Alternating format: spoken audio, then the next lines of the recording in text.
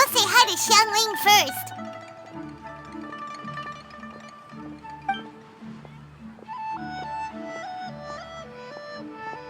Huh? Xiangling? What a pleasant surprise meeting you here! Oh? Why, the pleasure is all mine, as is the surprise, surely. It must be fate that brings us together in this place. How have you fared as of late? Setbacks are inevitable over the course of a long journey. If you wish to share what's troubling you, allow me to lend my ear. There is no need to shoulder all burdens by yourself. You are too kind. So, Xiangli, are you here to listen to stories over tea again? I had originally planned to set out after this last round of tea. However, I had planned to take a walk to Qingse village and gather some nascent bamboo shoots, which are currently in season. A villager there once gave me a small sample, and they possessed a most excellent flavor. Huh? Nascent bamboo shoots? Why can't you just use normal bamboo shoots instead? Wait, Paimon knows, because Zhongli prefers the finer things in life, right? Okay, Mr. Particular, let me guess. Ahem. The nascent bamboo shoot has a uniquely tender texture and a delicate sweet taste that its normal cousin cannot match. An astute observation, Paimon. You know me well indeed. Lantern Rite is almost upon us, but besides the bamboo shoots, there are a few other items I have not yet procured from Director Hu's list. May I ask if you have already made arrangements for the days ahead? Well, we were planning to use the opportunity to say hi to some of our friends, but before we were able to figure out a schedule, we ran into you. Well then, might I invite you to imagine the sheer delight that is a soup cooked with the freshest nascent bamboo shoots in all the land. Generous cuts of pork belly and crisp, fragrant bamboo shoots placed together in the pot and left to simmer slowly for half a day.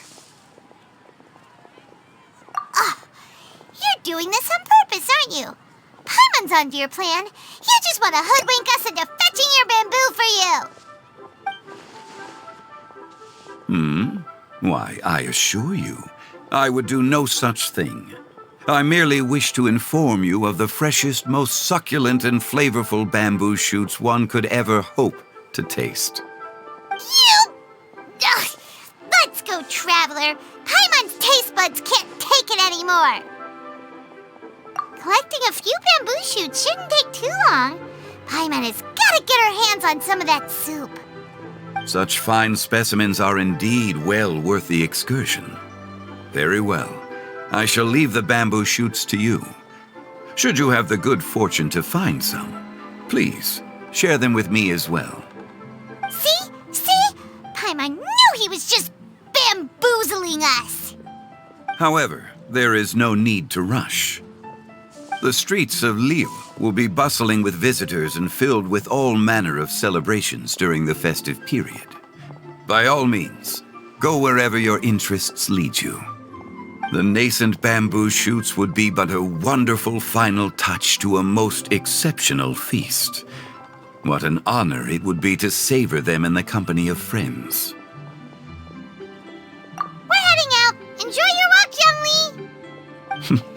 Take care now, you two.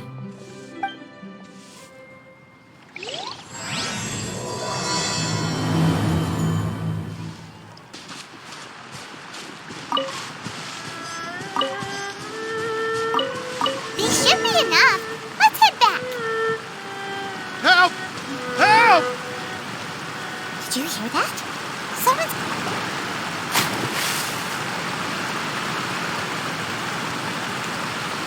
Are you okay? Did any water go down the wrong pipe?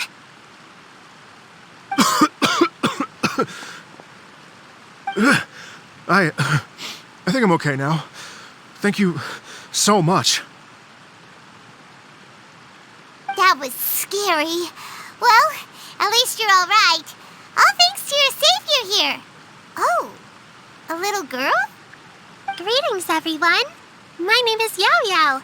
It's a pleasure to make your acquaintance. Whoa, she's so well-mannered. My name's Paimon, and this is the Traveler. I'm Dvorak, a musician from Fontaine. I came through Stone Gate, intending to head towards Liyue Harbor, but then I became captivated by the beautiful scenery, and before long, I was completely lost. Just now, I was so mesmerized by the waterfall that I slipped and fell into the water. If it weren't for Miss Yao Yao's help, I shudder to think what might have happened. It's all right, Mr. Dvorak. The splashing around the bottom of the waterfall means the stone path is always wet and slippy. You definitely have to be careful. Next time you're exploring an unfamiliar environment, try to focus on what's right in front of you. Don't let your mind wander. As long as you watch your step, accidents like this won't happen anymore. Yes, ma'am. I understand. I'll remember to be more careful next time.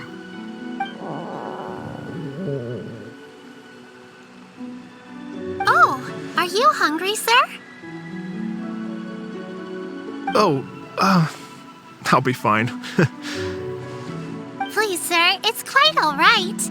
I was born and raised here in Liyue. It's only natural for me to extend my hospitality to any guests who are passing through. I expect you still have quite a long journey ahead of you. It's very important to keep your energy levels up. I still have some lotus flower crisps left in my backpack. Why don't we split them between the four of us? Aw, what a thoughtful kid! She even has some for Paimon. You're welcome. Mmm, so tasty. If only there were more. Having a healthy appetite is a good thing. It means Paimon's still growing. If I'd known I was going to run into you, I would have made a second batch. Hope you're taking notes, Traveler. This is how you treat your Paimon. What do you think, sir? Are Liyue's snacks to your taste? I wonder if they're not sweet enough. No, they're perfect. When I was traveling through Mondstadt, I had a chance to try one of their moon pies. It had a meat filling, unlike these crisps. But apart from that, it seems like they follow a similar cooking process. Both are delicious in their own way. As for Fontaine's cooking, though,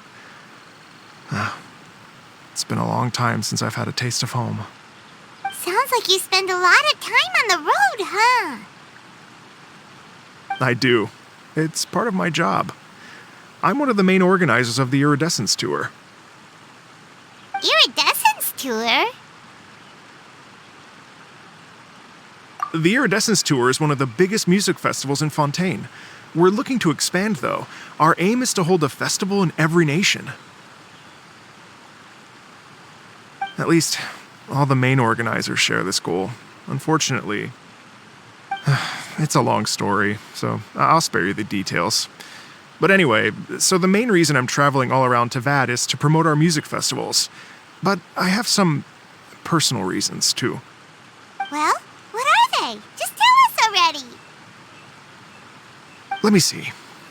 Well, to explain it in full, I'd have to start with a story from my ancestors. I don't want to take up too much of your time. Oh, I love listening to stories. We want to hear it too. Okay, then I'll start from the beginning. The story goes that my ancestor, who was also a traveler, once slipped and fell into a lake during his travels. As he was sinking and gasping for breath, he heard a wondrous tune in the air. They say it was the most beautiful, moving melody he had ever heard. Even in that life and death moment, the ethereal music seized his full attention and almost made him forget the fact that he was drowning. When he finally came to, he found that he had already been brought ashore. Not too far from him stood an unfamiliar woman with an almost divine aura. Once she saw that he was no longer in danger, she left without a word.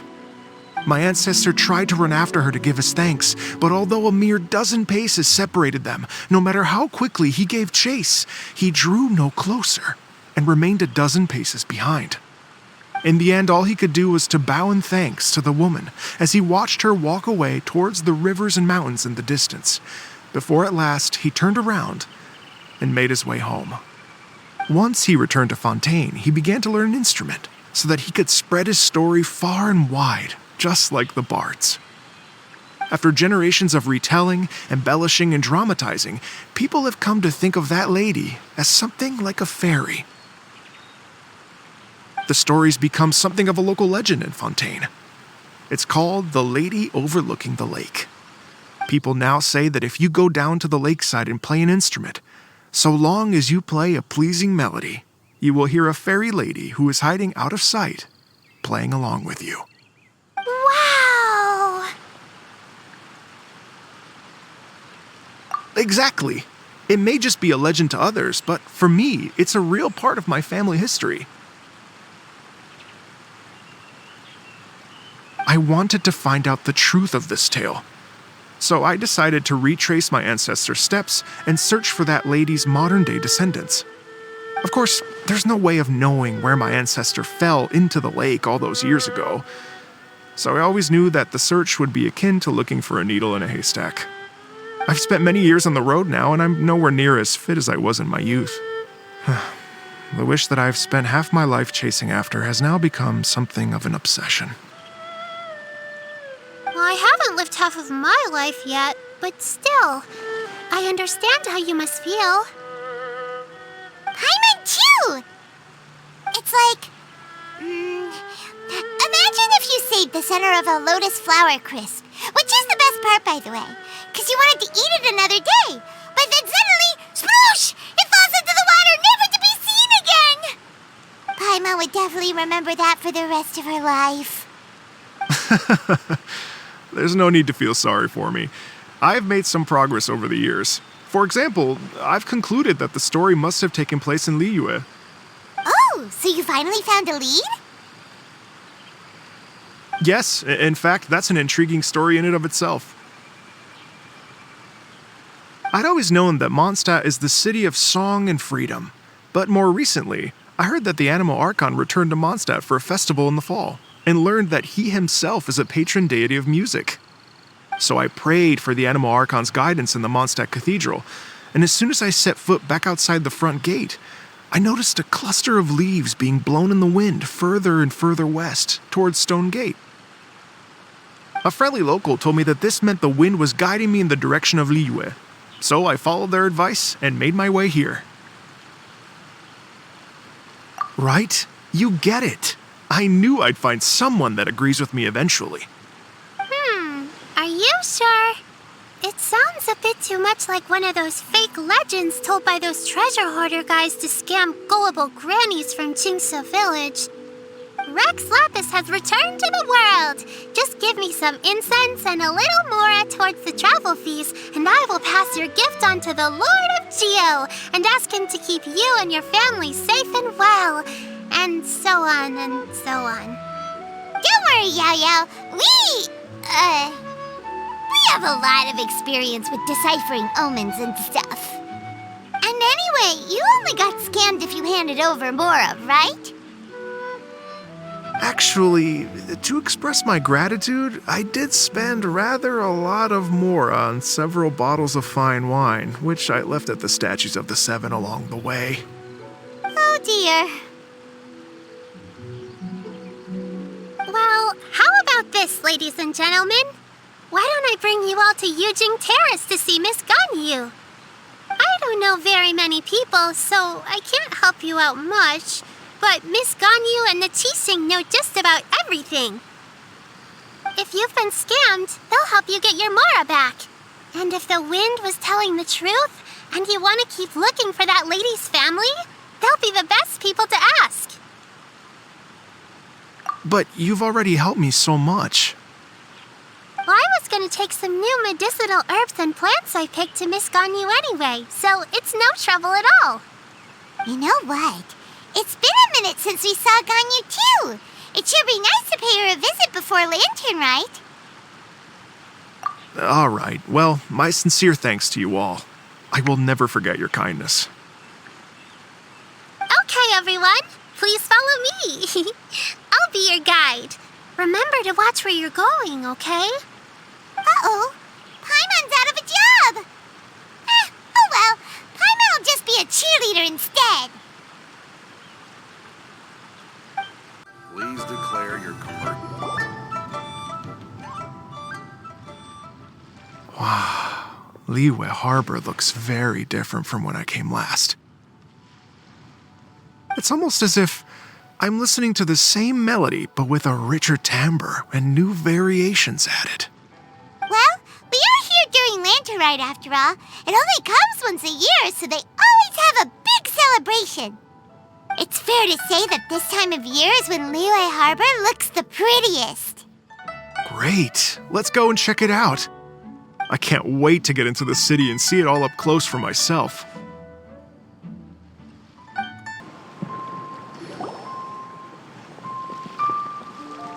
Hey, everyone! Fancy meeting you all here. What a nice surprise. Hello, Xinyan. Let me introduce some new friends. They are... Traveler, Paimon, and Mr. Dvorak, right? I've known them all for quite a while. When I was last here to advertise a Liyue stop for the Iridescence Tour, Xinyan was one of the few people willing to give me the time of day. Well, feels like I've been chasing this Iridescence Tour bandwagon halfway around the world, but I keep getting stood up. What's going on, Mr. Dvorak? I'm so sorry, Xinyan. We've had a string of terrible luck recently, and every time we've tried to put on a show, something or other has come up to stop our plans from materializing. Is that right? I guess it can't be helped. So, what brings you to Liyue Harbor at this time of year anyway? Thinking of putting on a music festival during the Lantern Rite celebrations? A Lantern Rite music festival? Yes, please! No, I'm actually here on personal business this time. Oh, so no Lantern Rite music festival? I mean, that's not just up to me.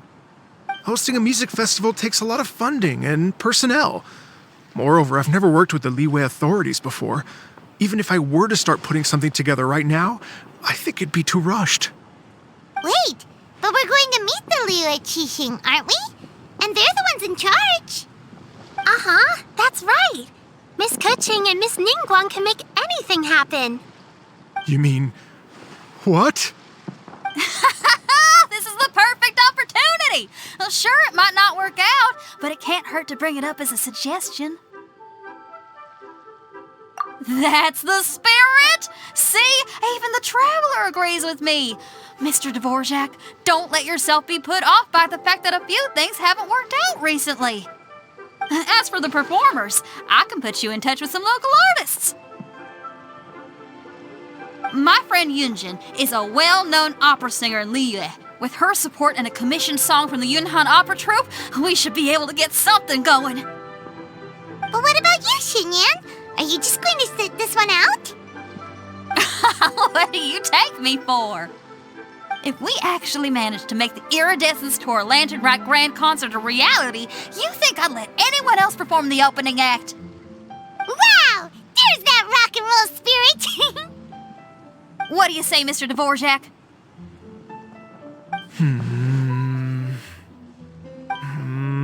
Okay. I'll give it a shot.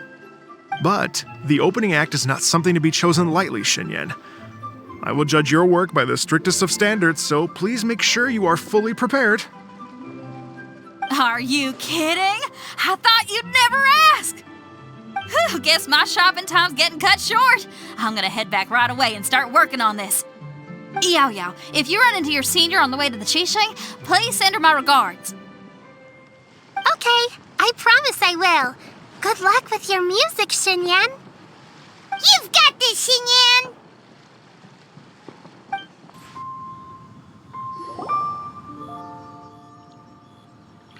Oh, it's Master! Is it okay if I go and say hi to her?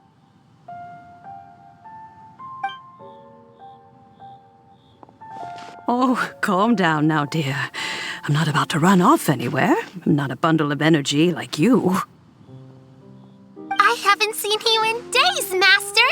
I've missed you. Oh, bless you, Yao Yao. You do say the sweetest things. Ah, look who it is. Visiting friends during the lantern rite, are we? You're half right, Madam Ping. We were also trying to help out Mr. Dvorak over here. We were on our way to take him to see the Qixing. Hello, ma'am. I am a musician from Fontaine and an organizer of the Iridescence Tour. I don't suppose you've heard of it. Master! The Iridescence Tour is a super famous music festival. Oh, an old lady like me wouldn't know much about that sort of thing. A music festival, you say? It sounds terribly exciting. Oh, right! Madam Ping, how would you feel about that? You're an elder of Liyue, and you know all about Liyue's cultural traditions. Hearing your thoughts would definitely help us figure out how best to approach it. For example, do you think it might be a bit too modern, or is there any other issue? Why, not at all. Music pays homage to history and culture, and it can also be a bridge between different civilizations. Times change, and the music enjoyed by the youngsters of today is no doubt very different from the tunes I was accustomed to in my youth.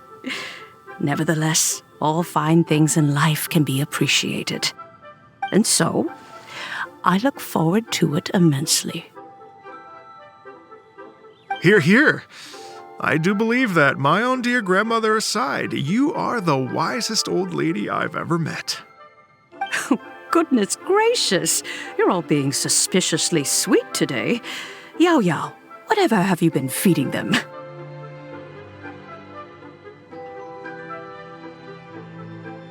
Master, you're in such a great mood today. You're even cracking jokes with the rest of us. Oh, well, I'm sure you must have plenty to be getting on with. Yes? Run along now. Don't let me hold you up. Thanks, Madam Ping. We'll see you again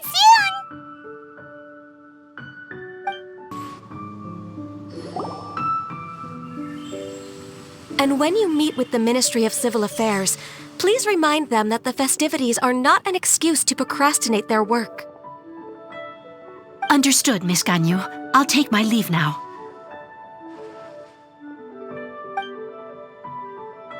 Ganyu! What brings you here, Yao Yao? I've brought all the medicine you asked me to pick for you. Oh, and here's a pack of sweet flower seeds as well.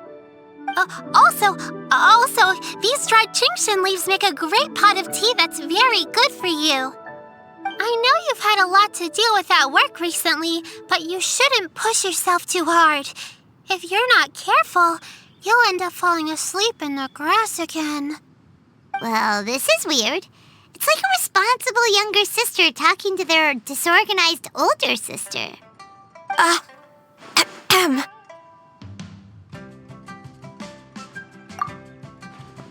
Thank you, but Paimon's criticism is quite valid.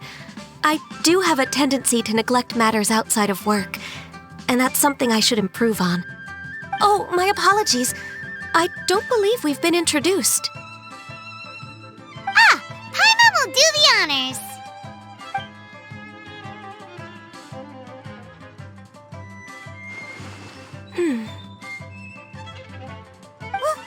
What's wrong? Did Paimon go over everything a bit too fast? It's definitely an ambitious plan. If there's anything you didn't quite catch, Paimon's more than happy to go over it again. It may be a little difficult to make this happen. Oh? Well, the Lantern Rite is the most important festival of the year. Our celebrations must not only be visually spectacular, but also appeal to the tastes of Liyue citizens from all walks of life. The Iridescence Tour is relatively unknown in Liyue. It's difficult to predict how a brand new show will be received. It would be quite risky for us to bet everything on this one music festival. All very valid points. I completely understand. Therefore, we will not replace or cancel any of our pre-existing program. However, I will submit a proposal requesting to put the Iridescence Tour special performance as the final act of this year's festivities. Some live music will certainly add to the festive atmosphere on the night of the Lantern Rite. As for the venue, let's reserve a space at the docks. Yes, my thoughts precisely. Now I just need to take some time to give this proposal some polish. As long as I clearly lay out the pros and cons and highlight the key points of the proposal, given that Ping and the Traveler have both given the idea their blessing, I'm confident that Qixing will be sure to give it serious consideration. Mr. Dvorak, I will need to discuss with you the number of musicians who will be coming to Liyue, as well as their catering and accommodation requirements. Oh, yes, certainly. Let's step to the side and discuss further.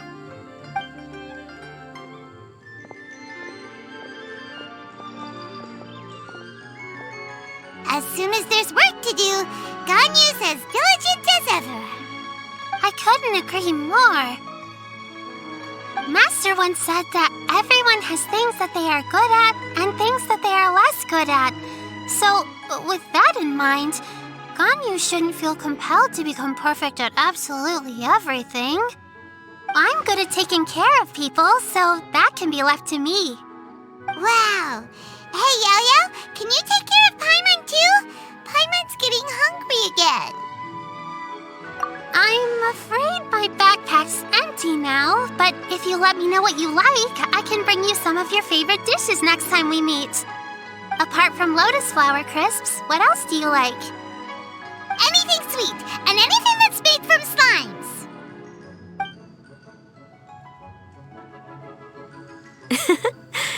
Here's what I've drafted so far.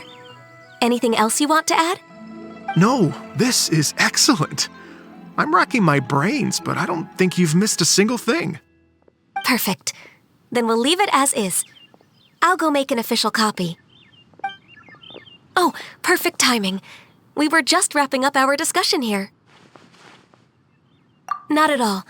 Every second counts for a complex proposal such as this. I will inform the Qixing of this development immediately. Please give me a moment to pass on the message.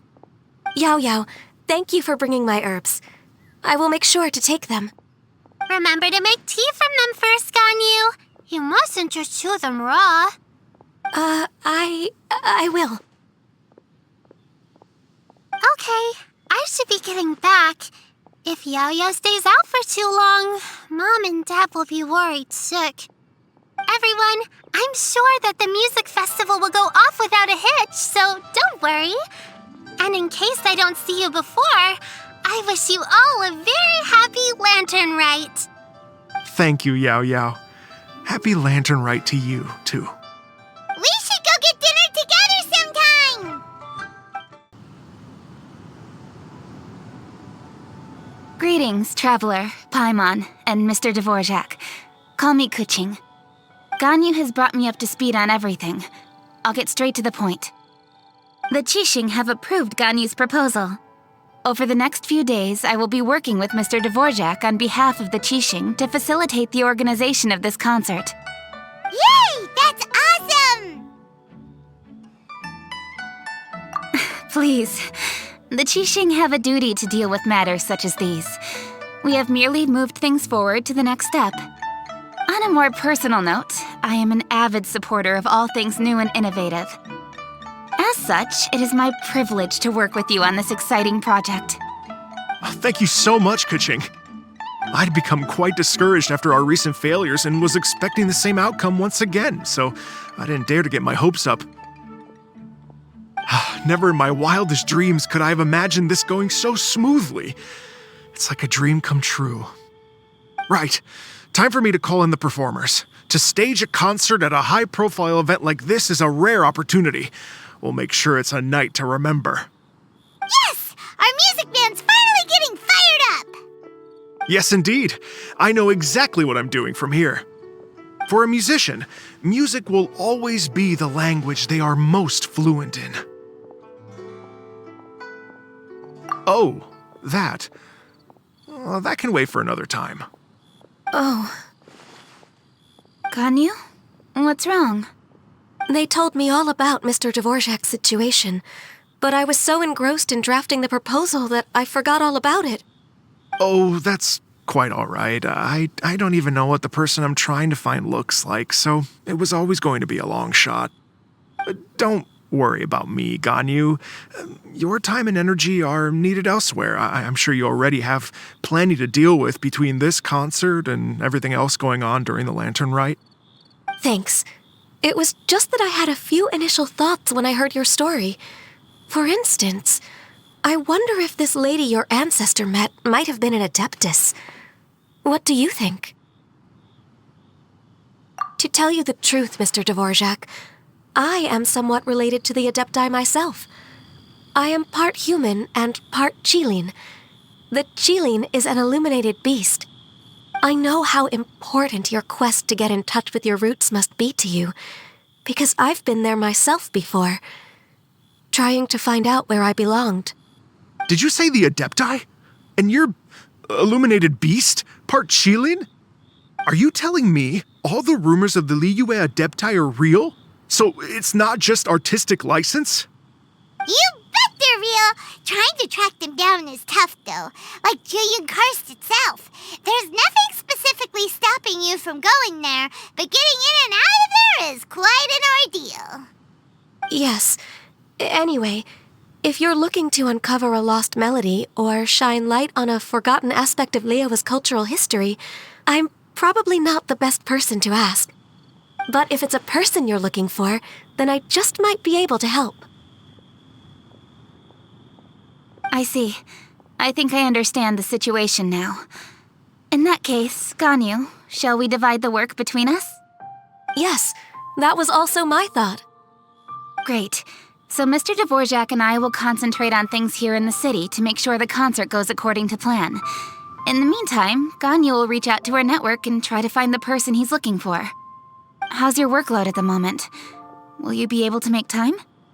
I can probably get through everything in 2 days, as long as I don't sleep. Wait, what do you mean as long as I don't sleep? Even for someone with illuminated beast blood in their veins, working for such an extended period without a break will take its toll on your health. Somehow that does not sound persuasive coming from Kuching.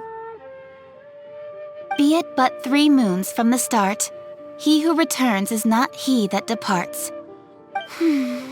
Even I know the importance of maintaining a healthy work-life balance. In that case, 3 days. All right, I can work with that. If you have the time, would you join me for this search? You're well known to many of the Adepti and respected among the people. I'll feel much more at ease with your company. Okay, then let's meet back here in 3 days.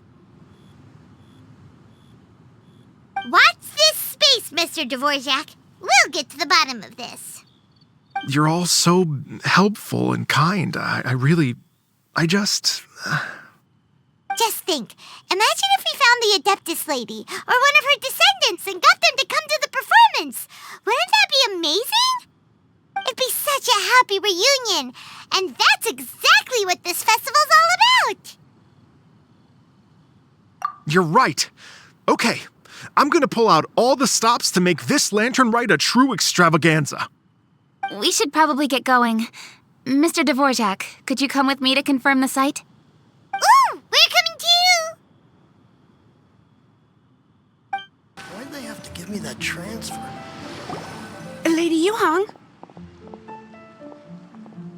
Baiwen, what is it?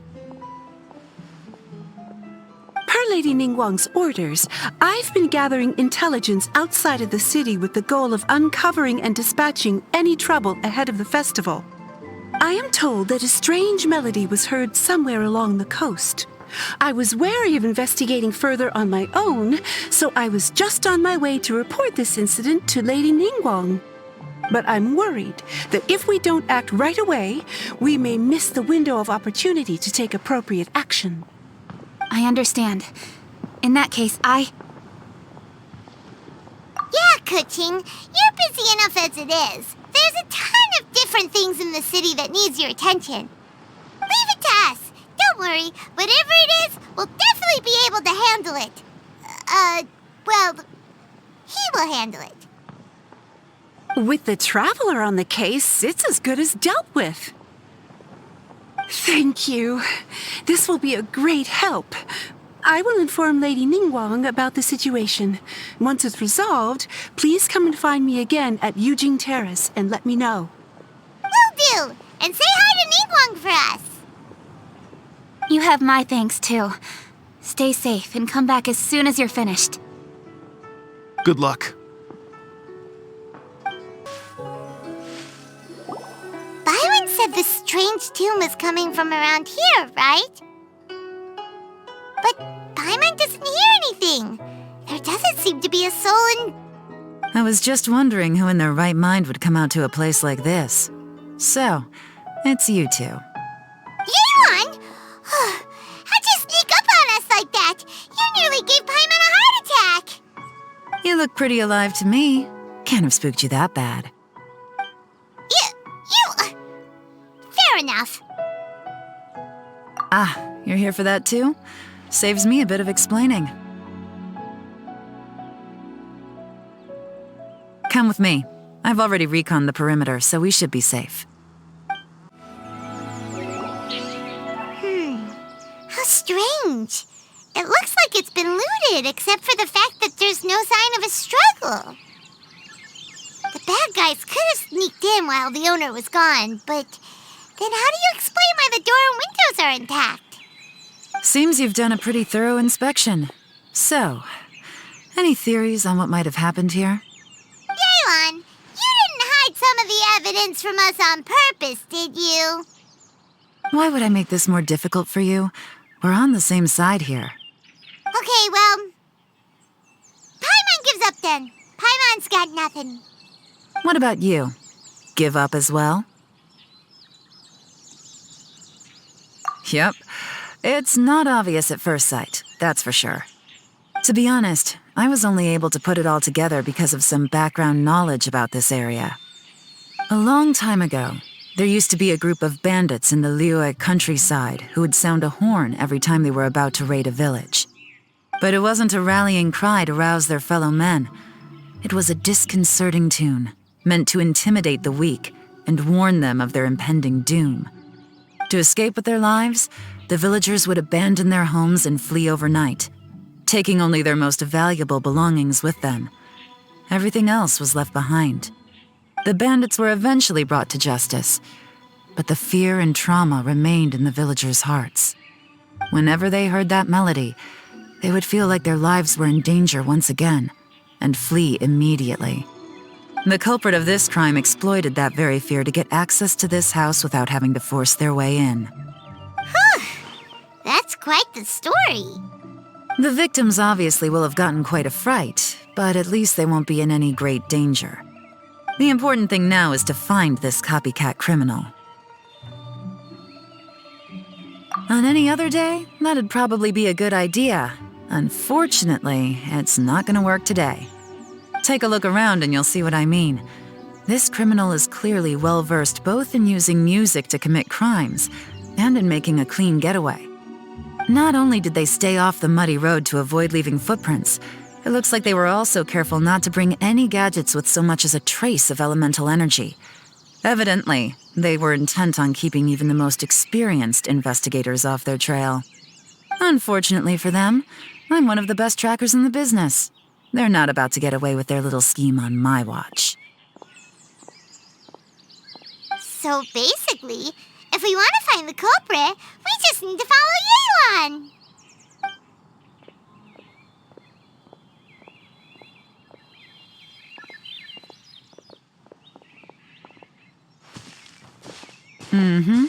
As long as you can keep up.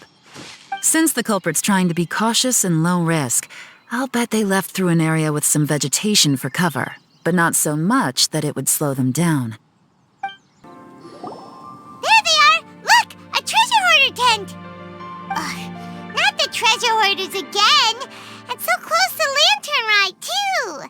'Tis not the season for their antics! Come on, let's round 'em up. Hey! Who are you? Where did you come from?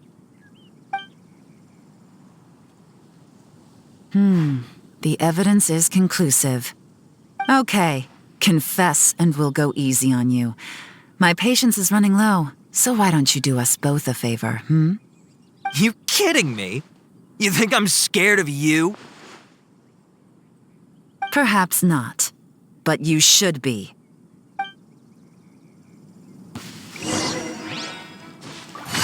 Busted! Gotcha! You're open! Curses.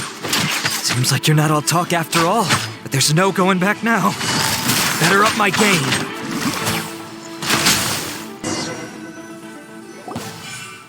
Mercy! Have mercy!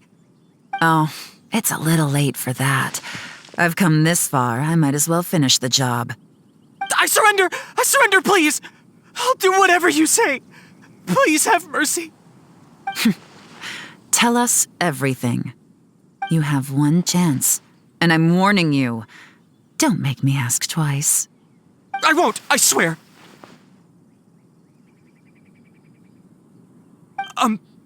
So Lantern Right's nearly here, and like a lot of people, I wanted to buy a few nice things.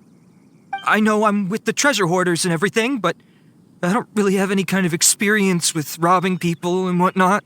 So I don't have the guts to break into somebody's house. Wow, you're really going to complain to us about that? No, not at all. I'm just telling it how it is. Okay, continue. I racked my brains trying to think of what I could do, and eventually I remembered something from back when I was a kid. The bandits would blow their horn, and my grandma would grab us kids and run. I remember the tune, so I figured I'd try it for myself. I mean, just to see what would happen. At first, anyway, I seriously didn't expect that family to pack up and leave. But they did, and they just left all their stuff right there for the taking. It was too easy, I couldn't resist. It was completely wrong of me, I know that now. I'll return everything that I took. It's all still in perfect condition, and it'll be like it was never gone. Please, give me a chance, huh? Let me make it right. Give you a chance, huh? Sounds to me like you'd rather strike some kind of a deal than spend Lantern Right behind bars. Yes? Yes? You know how to bargain, I'll give you that. It's just a pity that you didn't confess at the first opportunity. You'll have to take a walk with me. Once we've returned the goods, we'll find the owner of the house, and you can apologize to them in person. After that, I'll escort you to the Ministry of Civil Affairs. Yes, ma'am! You know, as a former victim of this kind of crime yourself, I doubt anyone understands the fear you inflicted quite as well as you do. Does your greed matter more to you than your fear? More to the point, if you can play a tune from memory, don't you think you should be capable of making an honest living? You mean... That's enough hints for you. You'll have plenty of time to reflect on all of this yourself. There's not much left to wrap up, so I'll take it from here. Guess this is where I'll say goodbye.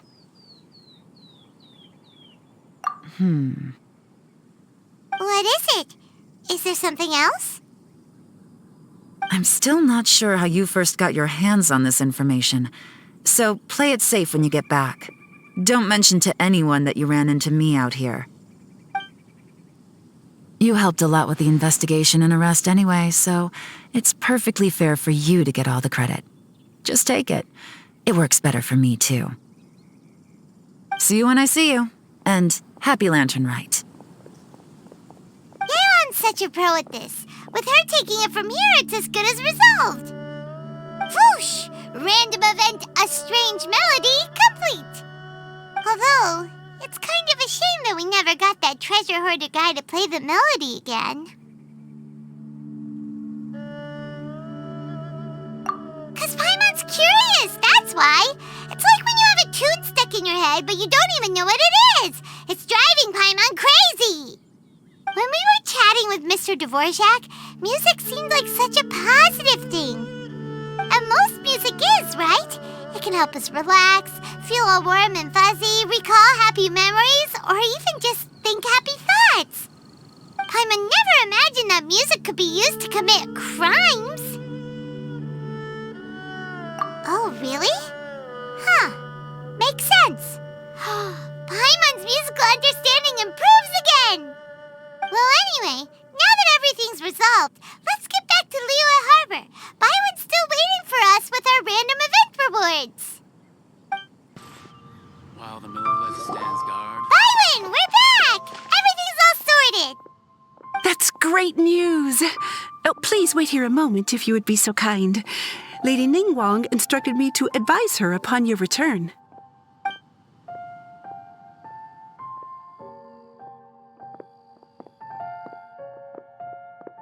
My greetings to both of you. Long time no see. No need to be so formal with us, Ningguang. We've known each other for a long time now. You must be super busy with all the preparations for Lantern Rite. Don't mind us. On the contrary, I think it is those that I have known longest to whom I should extend the greatest courtesies. Alas, on a different day, I would invite both of you inside for some tea and a brief respite from your travels. But you're quite right. Trivial matters aside, there's no escaping the fact that we have a grand concert to organize. Once the performance itself is over, we'll then need to invite the representatives of the Iridescence Tour for a discussion on future collaboration opportunities. The financing arrangements alone could well entail many rounds of discussion. Simply put, there will always be work to do. Whoa, you're already thinking that far ahead? Well, we can discuss more current affairs if you'd prefer. I trust you saw this year's Mingxiao lantern at the docks when you arrived at the city? Yeah, it looked like a goose. Which Adeptus is it modeled on this time? Sea Gazer. I believe you're familiar with the name. Legend holds that he was free-spirited and easygoing. People described him as a cheerful soul and a loyal friend. On this marvelous lantern rite, we pray that the fallen heroes may be guided home.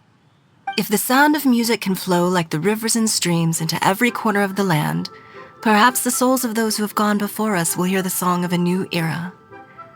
I wonder whether the melodies will be to their liking. Oh, they're gonna love them. I'm sure of it. At least, if the guy you mentioned is anything to go by, the Adepti and heroes of the past sound like a positive and free-spirited, cheerful bunch. They're sure to be open to new music. Well, let's hope so. I heard that you'll be going on a search with Ganyu to find the descendants of a fairy lady from a Fontaine legend. I'm sure this quest to uncover the truth behind an ancient story will turn into a most charming tale. Do share it with me, won't you? I couldn't bear to miss out.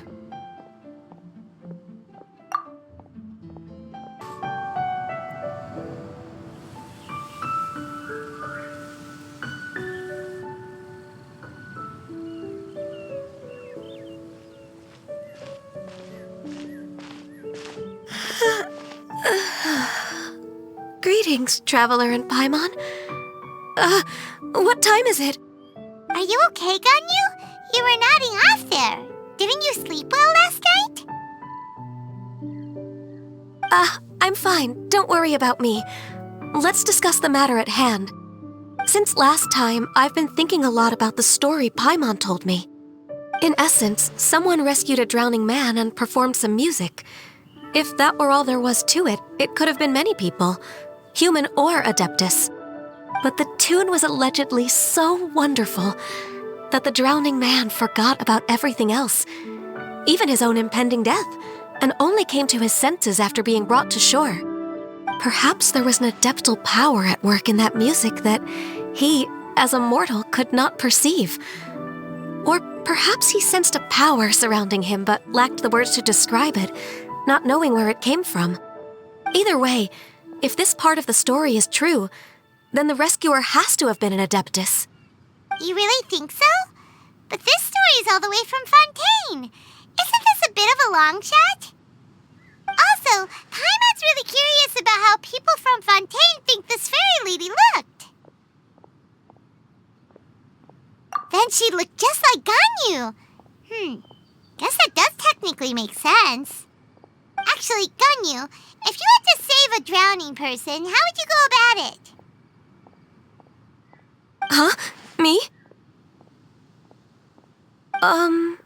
Well, I'd get them to the shore, and then I'd probably hide behind a tree and watch them for a while. Once I was sure that they were going to be okay, I'd slip away without a sound. Got it. So basically, Ganyu's the type of person who doesn't like taking credit for her good deeds. No, it's not like that. I'm just not very good at explaining things. And I also find it really awkward accepting other people's gratitude. Well, what if this Adeptus in the story had a similar attitude? That would explain why she just left without saying a word. She was probably thinking something like, one was merely passing by and saw fit to address this egregious disruption to one's graceful zithering at once. You may keep your thanks to yourself. That was actually a very good impression of Cloud Retainer, Paimon. As far as I'm aware, Cloud Retainer isn't the most musically gifted. Still, we can't completely rule her out just yet. If we set off now, we could head to Mount Outsung and ask her about it. You'll be able to confirm either way if it's her, and I can, I've been in Lea Harbor for so long now that I'm just not as familiar with the Adepti anymore. If there's anything we want to know about them, she's the best person to ask. Sounds great! And we're pretty close with Cloud Retainer by now, so we probably don't even need to bring her food this time, right? I've prepared a gift for her to mark the festival, just in case. However, Cloud Retainer spends most of her days studying mechanisms in her abode. She's on her own so much of the time that the moment she has someone to chat with, she just... Never mind. I promised I'd help Mr. Dvorak, and now that I've made the contract, I can't be having second thoughts. Traveler, Paimon, let's set off for Cloud Retainer's abode. Seems like this is a tough decision for Ganyu, but she's made up her mind now. Paimon gets why she'd be so anxious. Okay, how about this? If Cloud Retainer tries to start telling stories about her again this year, we should pipe up and change the topic. Wait, did she leave already? Hey, Ganyu, wait up!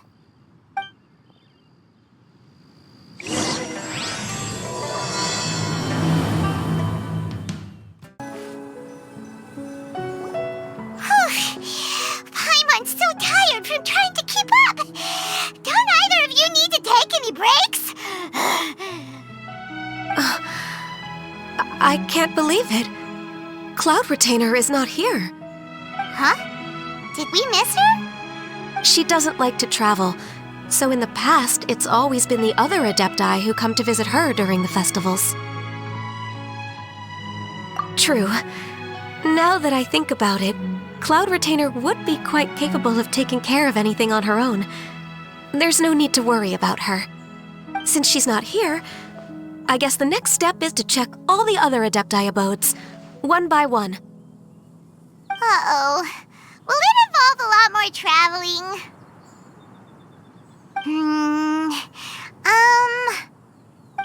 Got it! Paimon has a great idea! Please go on, Paimon. Our goal here is to find the Adeptus that helped Dvorak's ancestor, right? We can't hear any music right now, but if she's really as nice as the story suggests, she'd definitely come to help anyone who was drowning, right? Yes, I think that's fair to say. So, all we have to do is get the Traveler to pretend to fall into the water, and the Adeptus will come to the rescue! You know perfectly well that Paimon can't swim! Paimon would sink like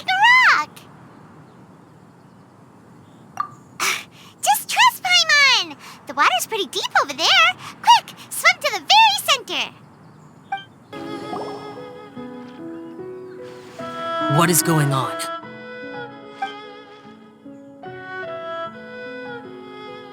How do you feel right now?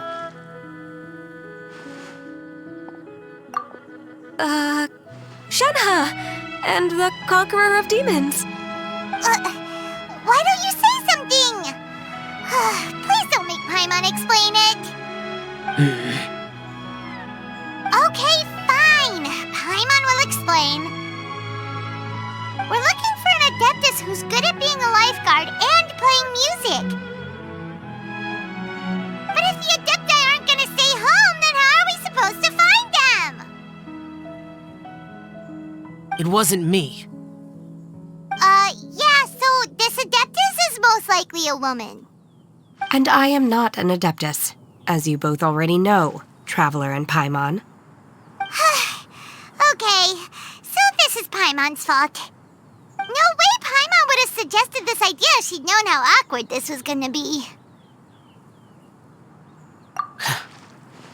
Glad you're okay. As far as I know, the one you seek is no Yaksha. And one last thing. Your actions here caused others a great deal of worry. Do not repeat them again in the future. As ever, the Conqueror of Demons comes and goes, just like the wind. Right.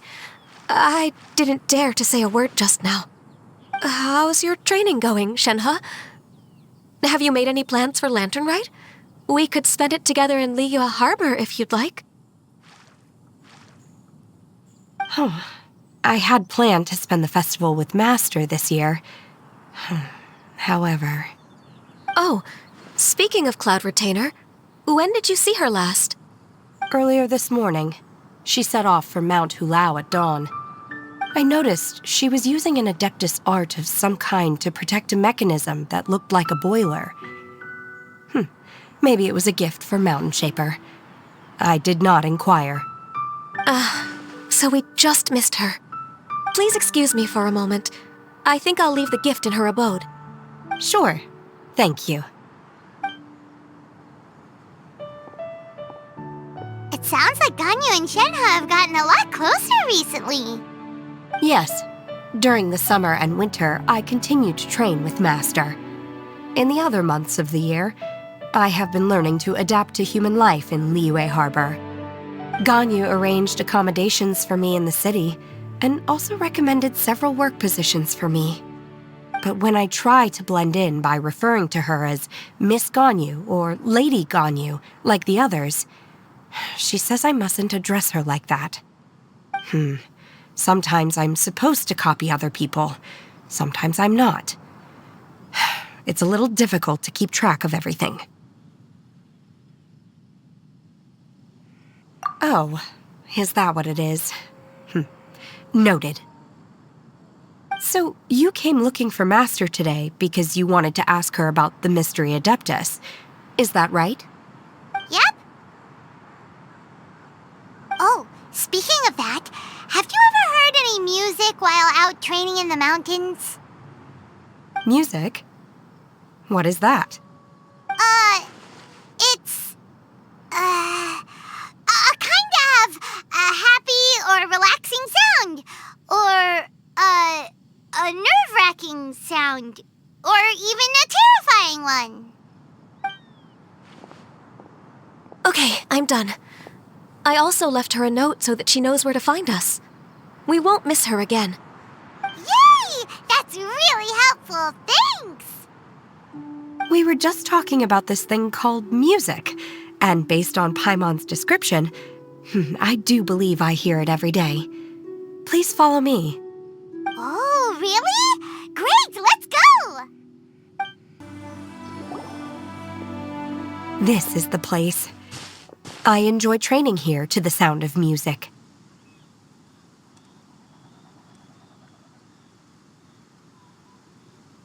Oh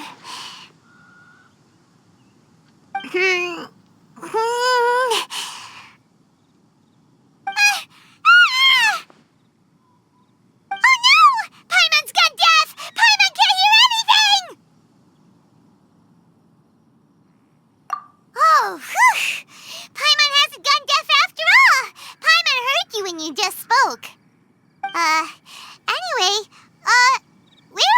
music?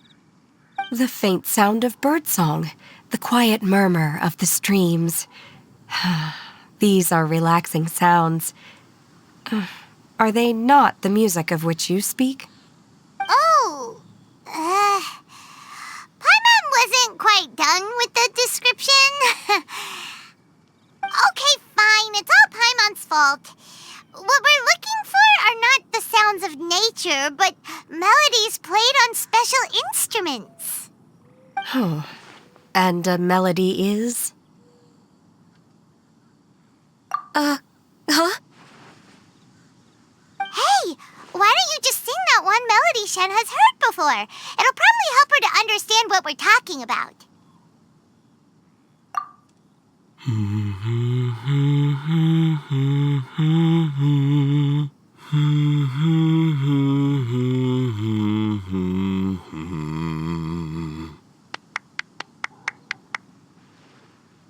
Oh, was that from the opera that Yunjin sang?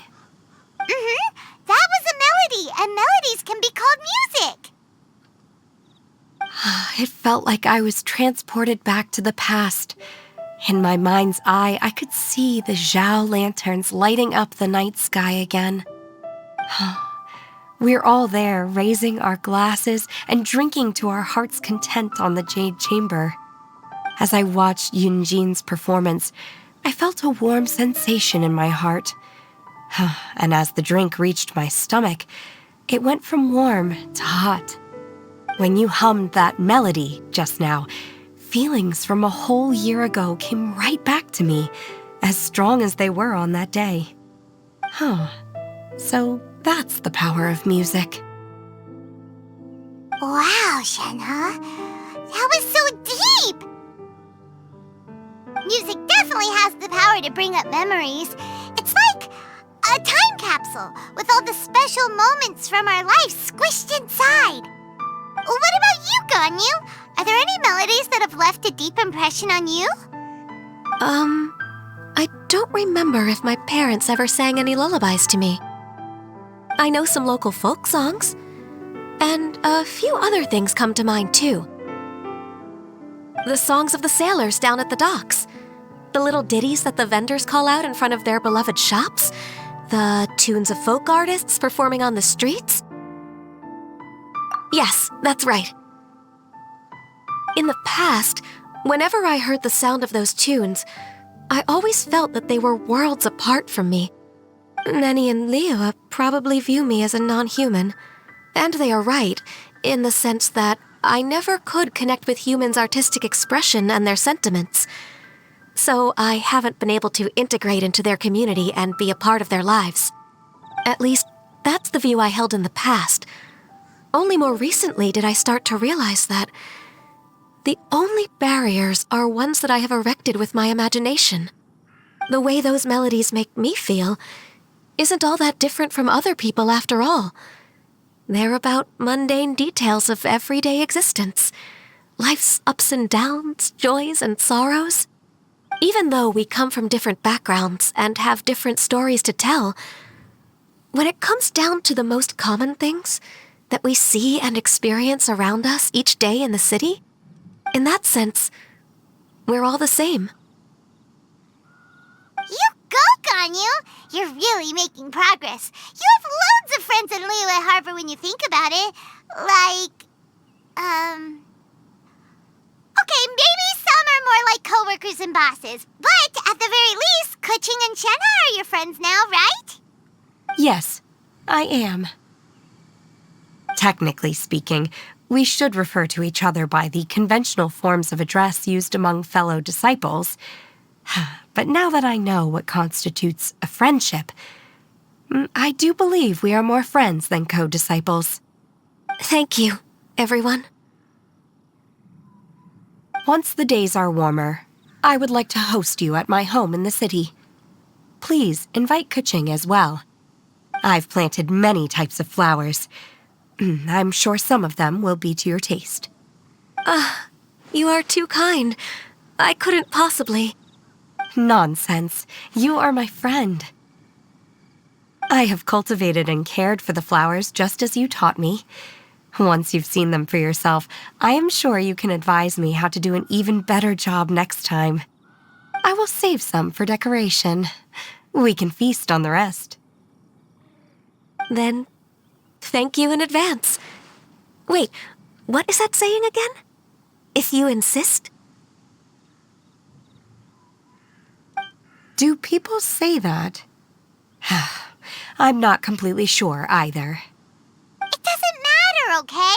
You got the point across. No need to split hairs.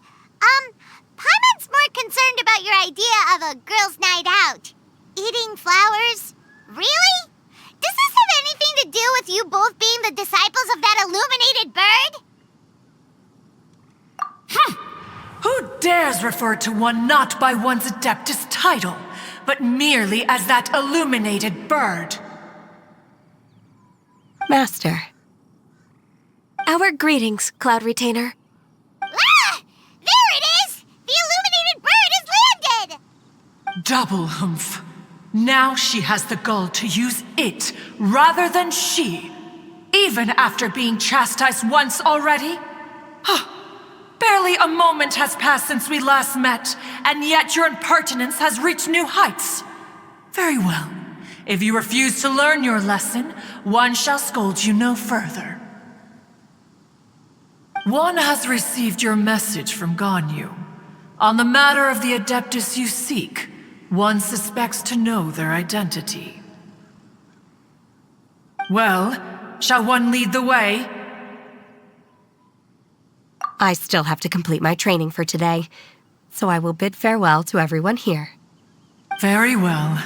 Await my arrival at one's abode later this night.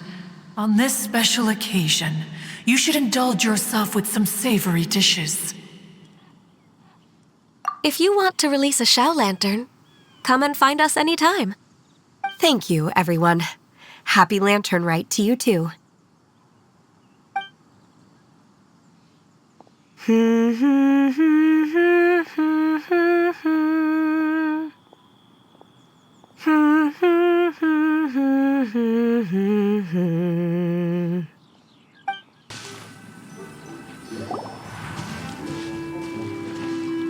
this Quaily Plains? Cloud Retainer, why did you bring us here? Ganyu is of course familiar with the name Guizhong, but have you ever heard of her? Guizhong is another name of Agentis, the god of dust. She was extroverted in nature and adored social gatherings and inventions alike. Long ago, this region was yet a prosperous assembly. Guizhong often invited her friends to visit her home, reserving for us seats around the largest stone table. Sea Gazer would always bring out his latest treasure and place it upon the table. He could be quite the braggart. Though usually a mild-mannered fellow, when it came to those collectibles he was so fond of, he always loved to show them off. Paimon remembers that name. So that's what Sea Gazer was like. He was an old friend and a former rival. One has many memories of him. Once he had brought out the treasure, it would predictably become the center of attention. Neither Guizhong nor one was content to let him just steal the spotlight. So we would then also present our proudest mechanical creations. As Adepti, we were each gifted in our own ways, and naturally proud of our accomplishments in our respective fields of expertise. As a result, one often quarreled with Sea Gazer. His treasures were not even of his own making. He just used his exploration skills to dig them out of the ground. How, pray tell, could he compare to me, when every single one of one's accomplishments were crafted by one's own hand? Cloud Retainer, you are getting competitive again. One digresses. Regardless, every time an argument occurred, Guizhong would come over to watch us during our mutual lambastics.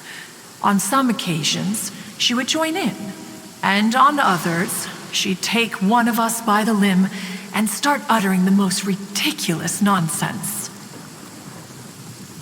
What kind of nonsense?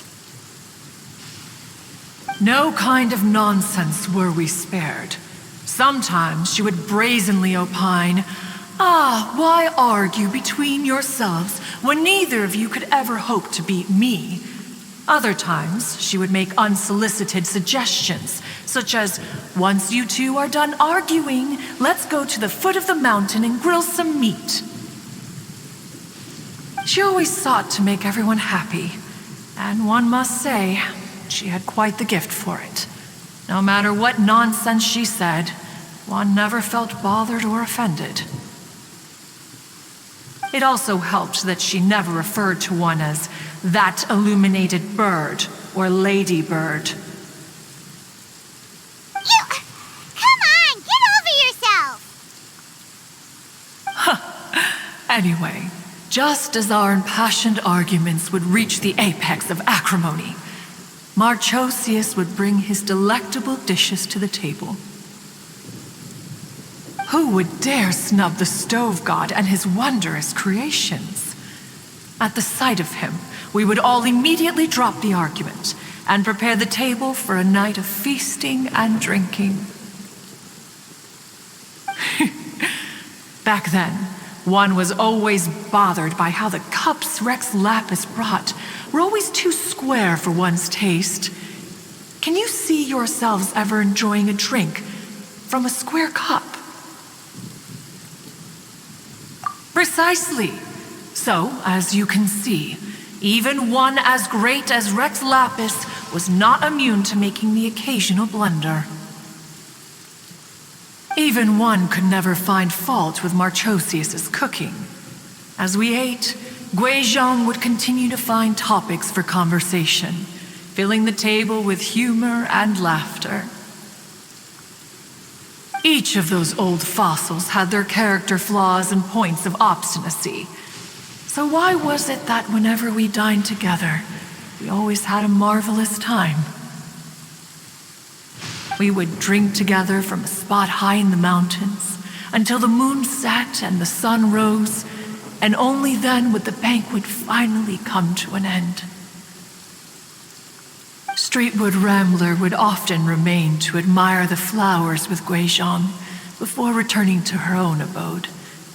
The glaze lilies were far more abundant back then. Entire fields of them would appear to the eye as a veritable sea of flowers. Streetward Rambler? That would be Ping. You probably know her as Madam Ping. Oh, okay. Wait, this is a lovely story and everything, but didn't we come here to find that Adeptus from Mr. Dvorak's story? Or are you saying that it was Guizhong? Didn't she, already, Alas, long has one avoided this place for precisely that reason. The sights here are a reminder of a time long gone, and evoke much sorrow. One should have guessed that you would disrupt one's poignant moment of mourning with your incessant questioning. No matter, one will share the whole story with you now.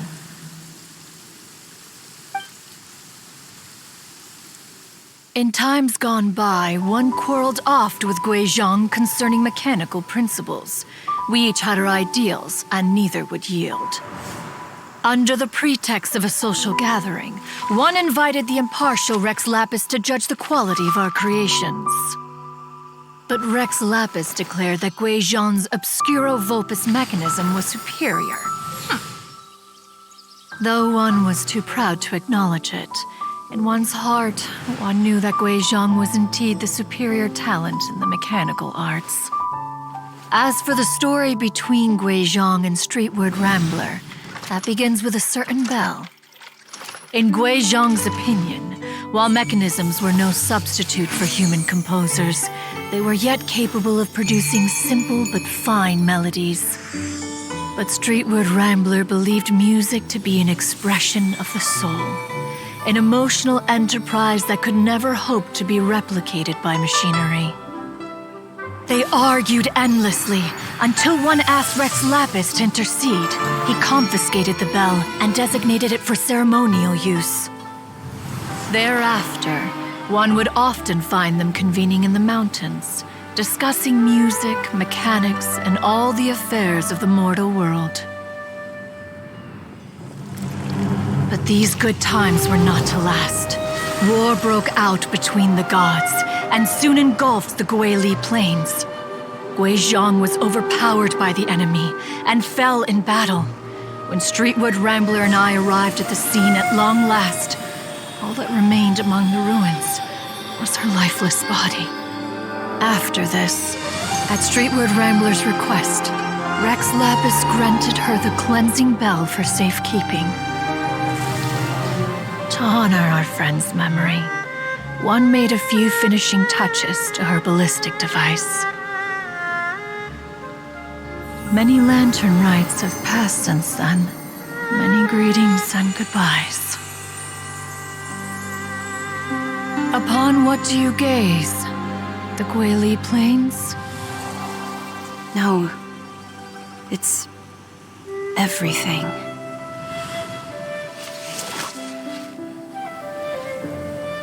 We think of human life as like a lantern that's lit one minute and extinguished the next. But are we Adepti so different? Perhaps as dust settles after a storm, we too must one day return to the world below. One has always been austere and private by nature, and has never relished socializing. One's dealings with Guizhong were born out of discussions on the discipline of mechanics. What? You have loads of friends, and you seem pretty chatty. Just because one is not ignorant of social graces does not mean one is fond of them. One is perfectly capable of partaking in conversation despite being introverted. But in the end, one is nothing like Streetward Rambler. She is dauntless but thoughtful, not to mention eloquent and wise. Moreover, her friendship with Guizhong was far greater than one's own. Back when they were rivals, they would often compete against one another in the realm of musical composition. That cleansing bell was one of Guizhong's proudest works, having the ability to both compose and perform. Wait, that's weird. Didn't Madame Ping say she pestered an old friend for that bell? And she also said something about being a vain beauty when she was young or something. Streetward Rambler, a vain beauty. My foot. That bell has a sad history. Clearly, she refrained from sharing with you the truth of its origins, since the right time had not yet come. As for her old friend, who else could it be? As soon as Streetward Rambler heard that a certain Zhang Li wished to borrow the bell, she realized that the man was none other than Rex Lapis, and that he had made an enormous decision. After all, we all have known each other for several millennia. Some things between us are implicitly understood. Whoa! So they were talking in secret code? Oh, Paimon did not see that one coming. Enough of your intrusions. Where was one up to? Ah, yes. One remembers now. The cleansing bell is powered by a mechanical art and can be used to great effect as an accompanying instrument. After the passing of its creator, it was used on numerous occasions during rites of parting. But Streetward Rambler did not acquire it from Rex Lapis for the purpose of producing further funerary tunes. No. Each time she rang it, it was to play the tune that Guizhong composed on it. The two once clashed over their beliefs about the meaning of music. Who would have thought that with Gui Zhang's passing and Streetward Rambler's mourning, two tunes composed in discord would eventually become one harmonious composition?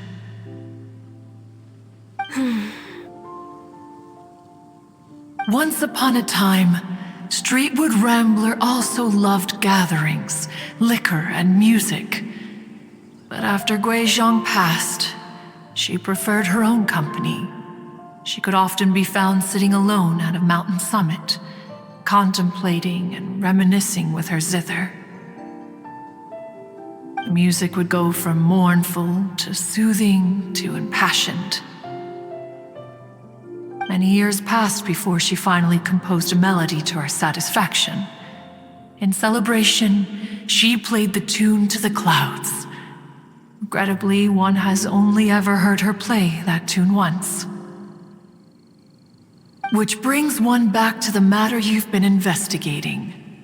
Perhaps it was during that performance that the ancestor of your Fontaine friend fell into the water and was saved by Streetwood Rambler. But if she was so happy with the melody, why would she only play it once? One was also greatly perplexed by this. After suppressing one's curiosity for a long while, one finally approached her and asked why she would retire the tune after having spent so long on it. In response, she said,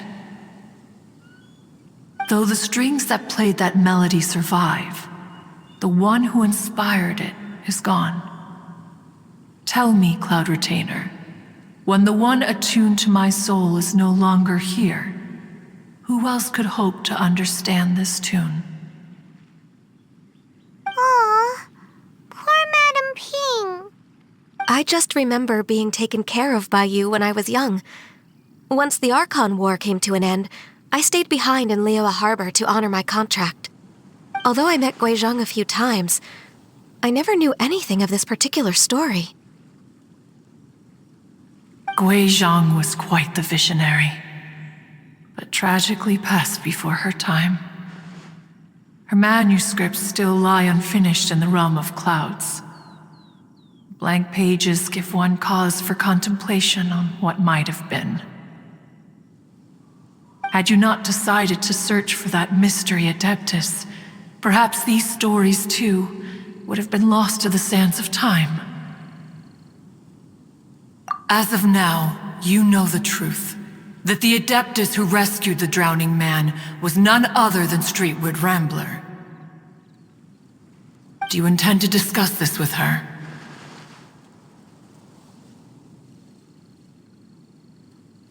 Do you mean Ping might find the topic too distressing? Precisely. The passing of our old friend is a heavy topic that both of us are usually careful to avoid. If I may be so bold, Cloud Retainer, could it be that this is just your own personal opinion? Oh?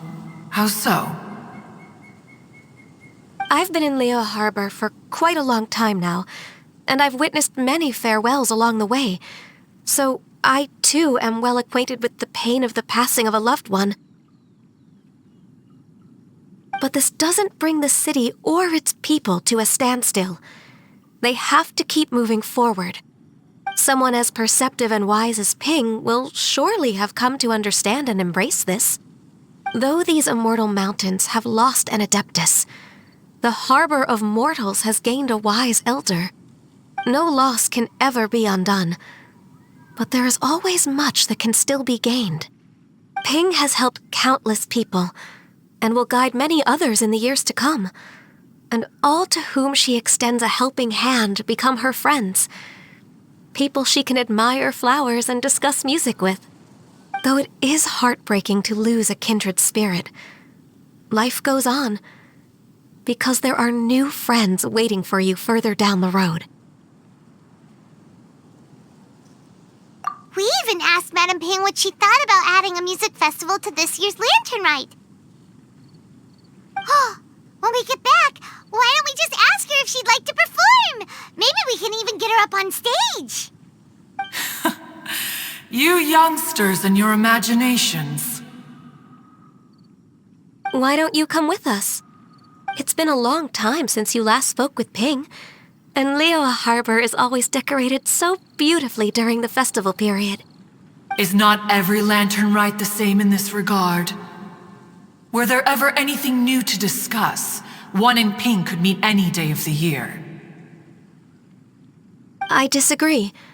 Each new day and each new year is different from those that have come before. How long will you simply let them pass you by?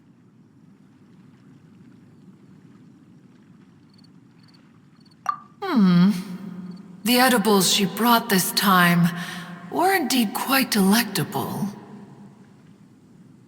Very well. Then one will be off. If the other old fossils have sneaked away into the city to amuse themselves, one shall soon find out. All right.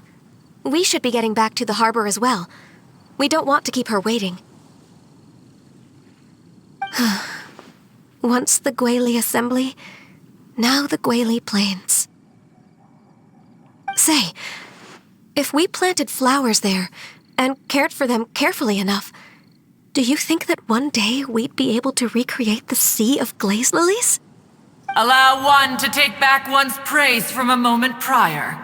You are still far too given to flights of fancy, child. What? Cloud Retainer? You were still listening?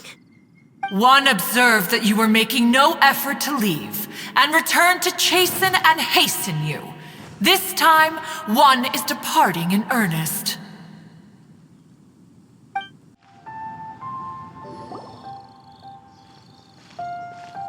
Whoa! Madam Ping and Cloud Retainer? It appears you made haste after all. One arrived but moments before you. Oh, bless my soul. To what do I owe the honor? How nice of you all to come and visit me. Miss Illuminated Bird, haven't you said anything yet? Said what, precisely? And why should one be tasked with saying it? 'Cause you're the one who's known Madam Ping the longest. Street word.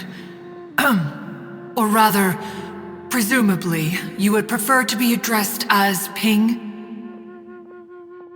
Oh, Cloud Retainer, you are uncommonly polite today.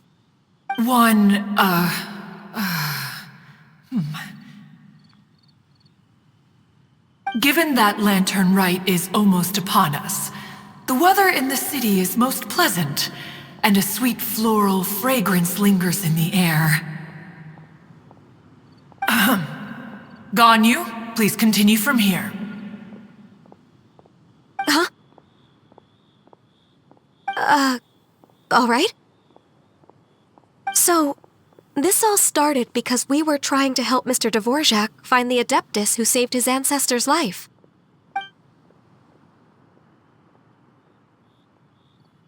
Cloud Retainer informed us that the one who played that melody and rescued the drowning man was none other than yourself.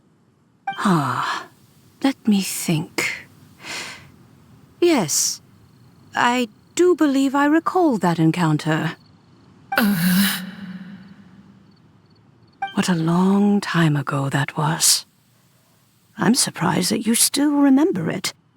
Even more astonishing, perhaps, is the fact that this story has survived this long at all, when mortal lives are so very brief. It appears that she has proven herself right once again. Who's she? We like to call her Guizhong. From the look in Cloud Retainer's eyes, I sense that she has already told you all about her. Albeit reluctantly, one might add. Oh, there is no harm done. After all, Lantern Rite's very purpose is to commemorate the heroes who gave their lives for Liyue. Although Guizhong did not live to see the splendid sights of today, she was as much a hero as any other. So how has she proven herself right again exactly?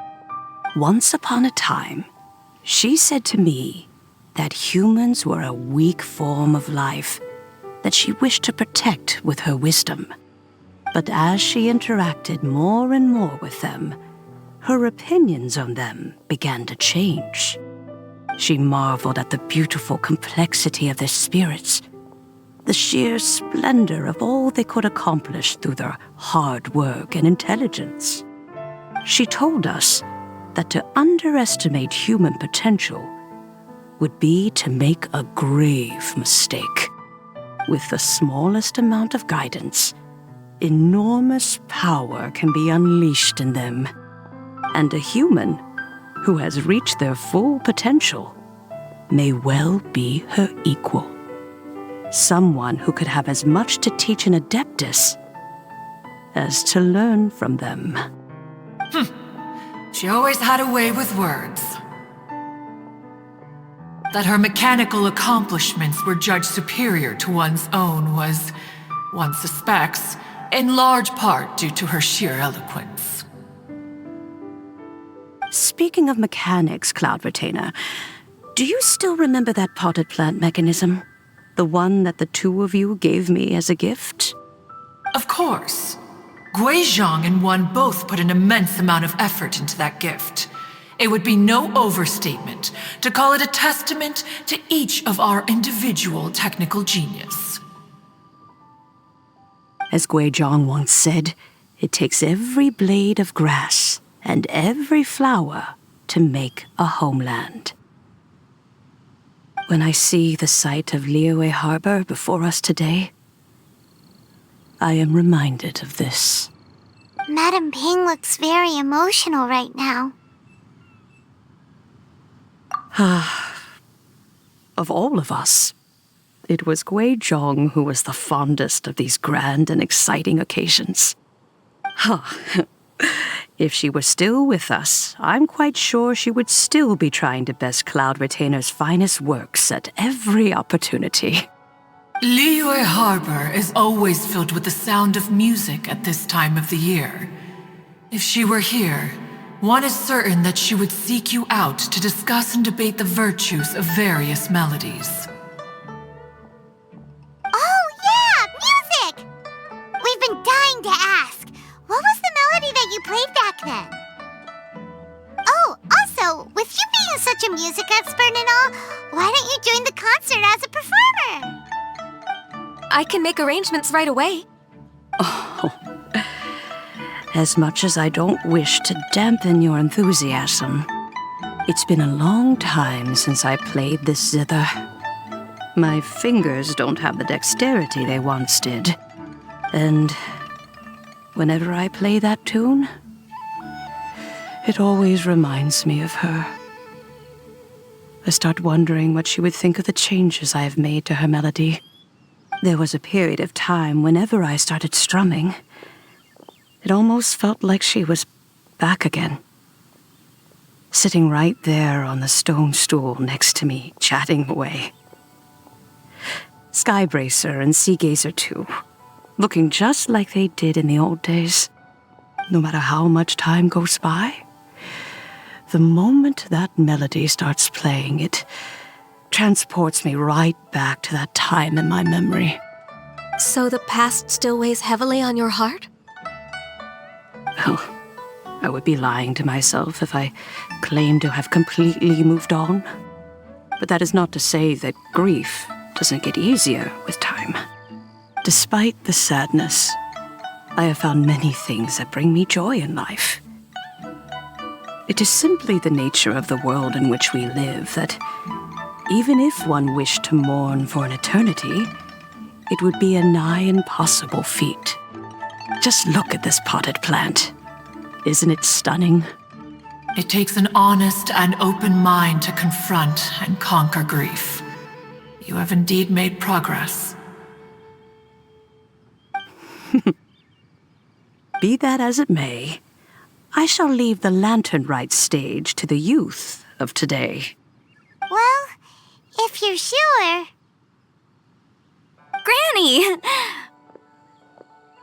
Whoa, what's everyone doing here? Did something bad happen? Ah, and now we've spooked Yanfei.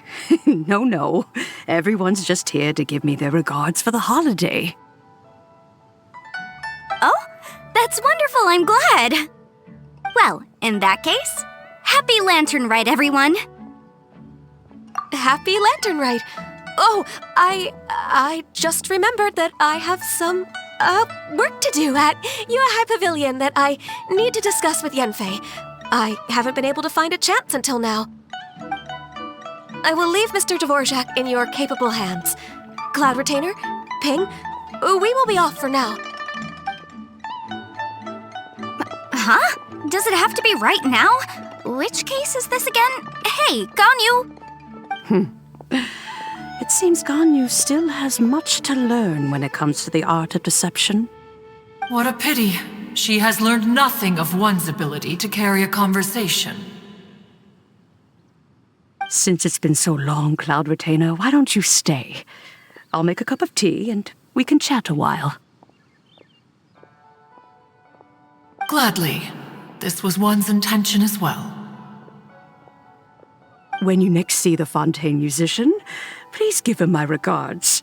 I'd like to wish him the very best with the concert. You got it, Madam Ping.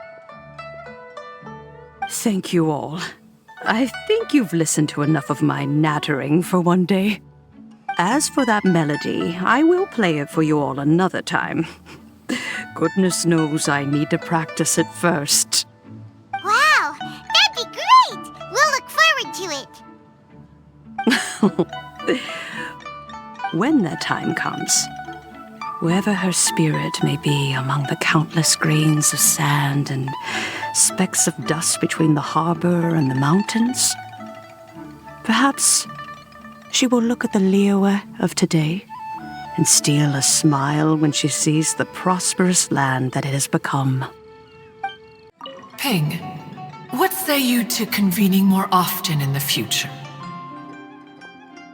That would be quite wonderful. But I must say, after all this time, I've grown quite accustomed to the harbor. When we are to meet, I shall have to trouble you to make the journey to the city. You sound just like Shenhe. The child is constantly telling one all sorts of stories from the city, as if one was partial to them. Have you ever considered moving to the city, Cloud Retainer? There are plenty of people here to talk to. I think you would find it quite the antidote to the monotony of solitude. And if you looked around, I suspect you would find some young minds with an interest in the mechanical arts. Some of them even worth training. We shall see.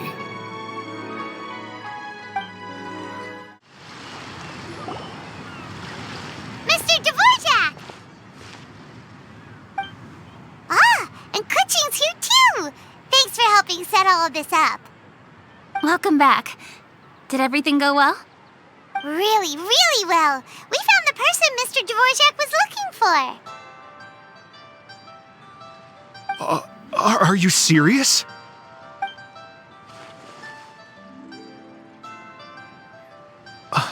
I see. So the melody my ancestor heard was an adeptus remembering her late friend? That certainly explains why it was such a powerful and poignant tune. That's a really interesting first reaction. Guess that comes with having a musical mind. I have to say, though, it's hard to believe that the fairy from the tale is now an elderly granny. Oh, Paimon knows exactly what you mean. Normally, Adepti don't age at all. But Streetward Rambler, or Madam Ping as we know her, probably only became old because it's what she wanted for herself. Madam Ping possesses vast knowledge and great wisdom. Whatever physical form she may decide to take, her mind and wits are as sharp as they come. Yep, Kuching summed it up perfectly. That's exactly what Paimon was trying to say. I think... yes. I must thank her in person. That can wait until after the concert, though. For now, I need to devote all my emotional energy to the performance. Speaking of, Madam Ping wishes you all the best at the music festival. Paimon has a sneaking suspicion that she'll stay in her usual spot but listen to the performances from afar. Wait, are you serious? Oh no, now I'm starting to get nervous. Okay, alright. Nope, another rehearsal is in order. Please excuse me, everyone. Mr. Dvorak? He's already gone. Paimon wasn't even finished telling him everything. Before we set off on our search with Ganyu, he asked us about what music means to people. After our recent adventure, Paimon thinks we have a lot more to say about that now. Please, share your insights with me. Well, we found out that music can be used for good, but also for bad. It can make people happy and moved, but it can also be sad and bittersweet. And music is like a kind of memory written in people's hearts. It can put you in touch with feelings from a totally different time and place. It sounds like you had an eventful trip. Don't worry, I'm sure Ganyu will fill me in on all the details shortly. Wait, does that mean you're gonna carry on working? Just a few things to wrap up. All the groundwork is done. As long as everyone enjoys the festival activities, all our efforts are worthwhile. Happy Lantern Rite to you as well.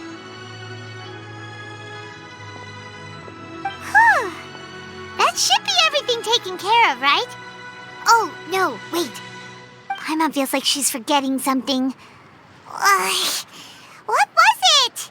Oh, it feels like it was a while ago. Shoot! Latent... Wait, no.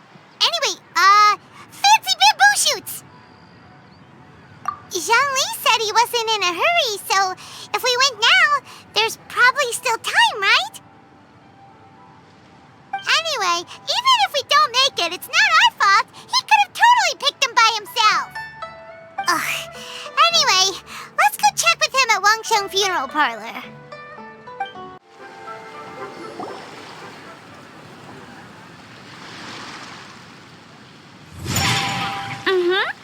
Da da da da da da da da da da da. Oh. All right, let's take a break here. Oh wow, look who it is! Are you here to hang out with everyone's favorite funeral director? So you're just casually practicing your rapping skills at the entrance to your funeral parlor? In broad daylight? Okay.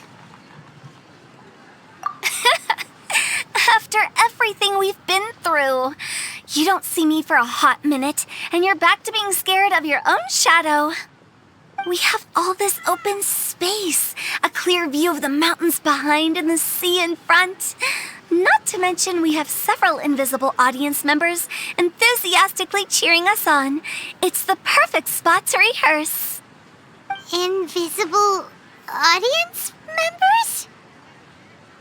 Gotta say, it took me a few days to get used to Director Who's way of talking. Xinyan was pretty spooked too when she first got here. Just like when she sees a frog, but a giant frog with sharp teeth. Come on, knock it off. What's wrong? I've never seen someone look so confused before. Well, don't worry, because Director Who's here to explain it all. There once was a Fontaine musician who went around town on a mission. He came door to door for his iridescence tour, looking for acts to audition. With my words, Xinyan's chords, and Yunjin as our mentor, we'll take the stage by storm with flames roaring and the whole audience calling for more. For sure! The whole dance floor will be yelling encore! Encore! Oh, now Paimon's rhyming along. But when you say flames roaring, are you sure this'll be safe? No, don't you worry about that. I'm pretty experienced on the stage, and I've already informed the Yuhong of all the pyrotechnics we're planning on using. Huh. Guess we'll just have to trust Xinyan on this one. Oh, Zhongli. He took one of those fancy meal boxes and set off for the mountains. Said he wanted to pay a visit to some old friends. It's a real pity that he couldn't be around for this. As well as being a true connoisseur of traditional art forms, he's able to appreciate Xinyan's performances too. Yeah, that's right. Matter of fact, he was the one who first invited me to perform here. To tell the truth, though, I never thought I'd really find myself rehearsing here one day. Well, now you know. The Wangsheng Funeral Parlor is a great location. All of you are always welcome to come and hang out here, especially if you're in the mood to try something new. I can speak to that. Hu Tao is always full of fun surprises. And jump scares. Actually, Xinyan, I have some lyric ideas for your part. Do you want to go through them together? Oh, sure thing. I'm all ears. Oh, Traveler and Paimon, I believe Zhongli was heading to Mount Hulao, so make sure you're hiking up the right hill. When you see Zhongli, please pass on this message to him. It's up to him whether he wants to support us at the performance tonight, but I expect him to make time for the upcoming banquet we're planning. No excuses. You should join us too. It'll be a riot. If there's one thing I've learned from being a funeral director, it's how to throw a party. Paimon sees them! It's illuminated deer and illuminated bird number 2! A familiar face. Have you come from Liyue Harbor? How is the city nowadays? Everything's great! But you know, if you're so curious, you can always go and check it out for yourself. In fact, Mooncarver has been taking many walks on Mount Tianheng in recent times. I believe the sights of the city are quite familiar to him. Zhongli! Here you are! We've brought the bamboo shoots you wanted. Impeccable timing.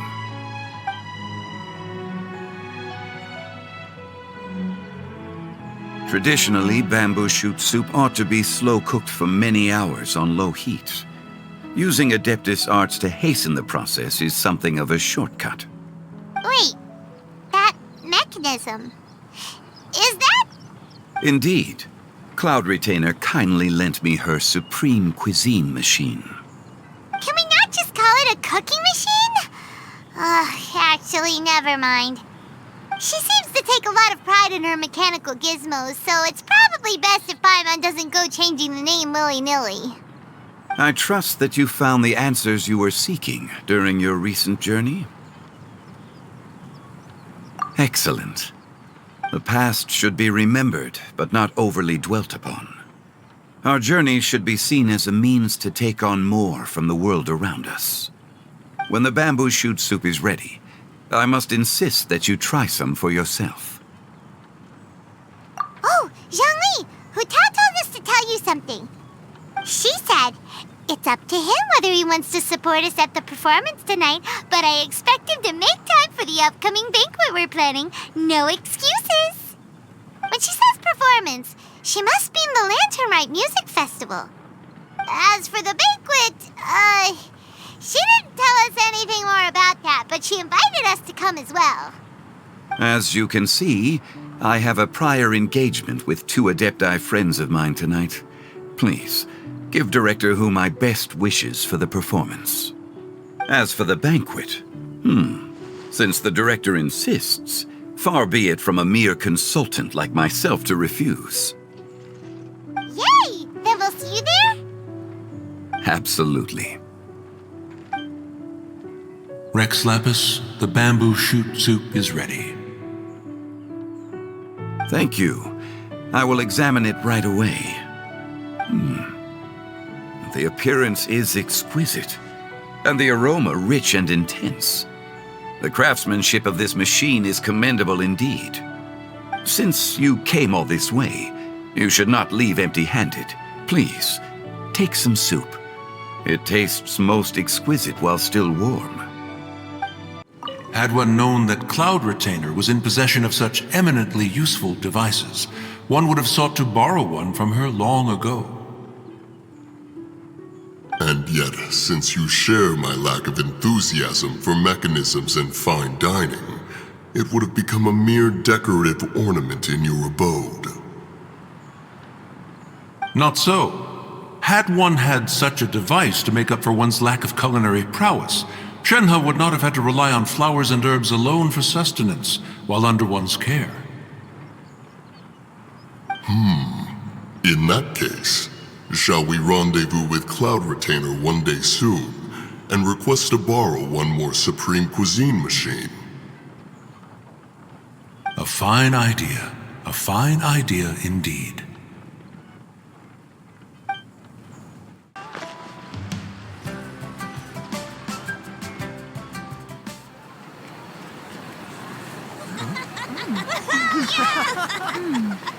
I'm honored to be here on the Iridescence Tour stage. All right, without further ado, I'm Xinyan, this is Hu, and this is a little something called... The Flame Lilies!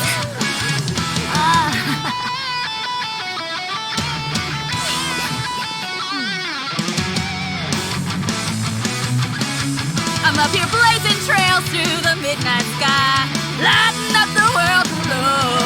And when the crowds all hear my voice, they'll meet the spirit of rock and roll. Let's go! Hey, you butterfly, you too buzzing by, guiding your way to the afterlife, opening the path without a fright. Oh! I'll light the fire, watch it blaze across the universe. I'll spit my rhymes, watch your step, or you'll get burned. Hey! Woo!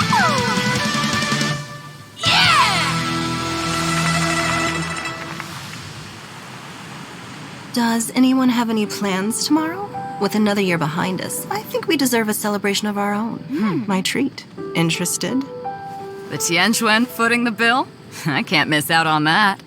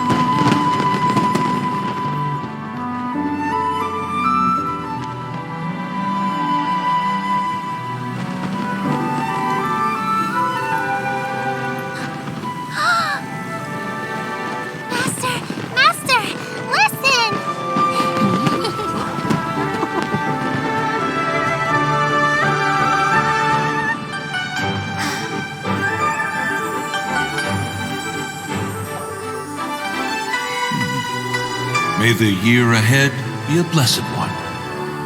I believe it shall be.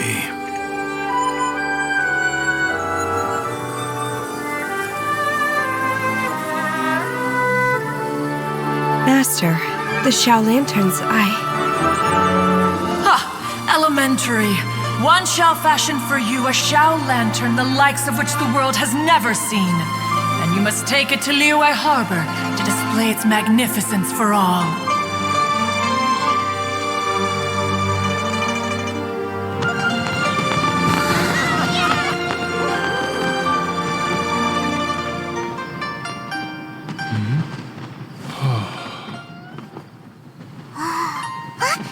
Listen! That must be Madame Ping!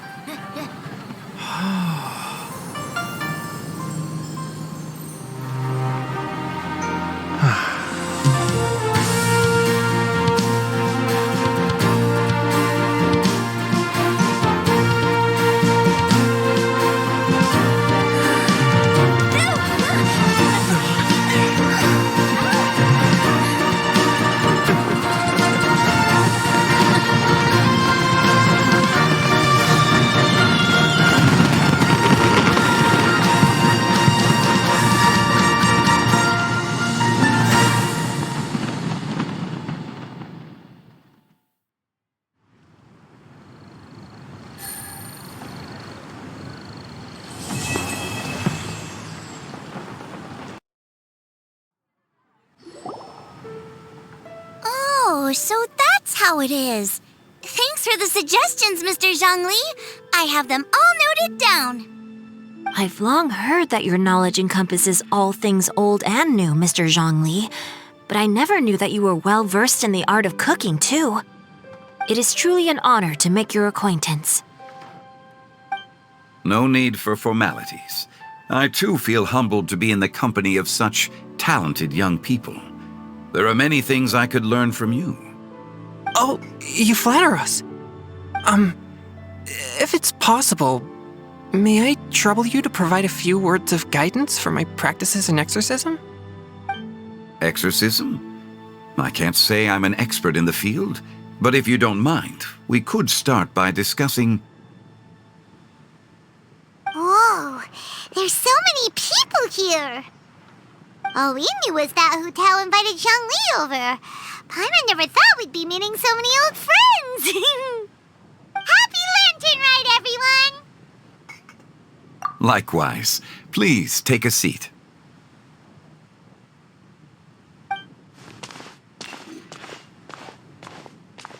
Happy Lantern Rite! Are you having fun? Me too. I've seen Xinyan perform before, but this is the first time I've watched something like this. I heard that the audience loved it too, and she's been receiving quite a lot of performance invitations lately. She's more busy than ever, and Yoonjin's gonna help her. Yep, and they asked us to pass on their season's greetings to everyone. They hope we'll have a wonderful gathering. The performance was spectacular indeed. However, it gave Xiangling a huge burst of inspiration, which in turn gave us a bit of a headache. Us? Did Xiangling ask you to try out her dishes too? That, my friend, is beside the point. Watching you eat was enough for me. Come to think of it, I probably shouldn't have burdened Chongyun with eating my share too. Hold on, Xiangling came up with a new recipe? Let Paimon try! See? Someone here knows how to encourage people.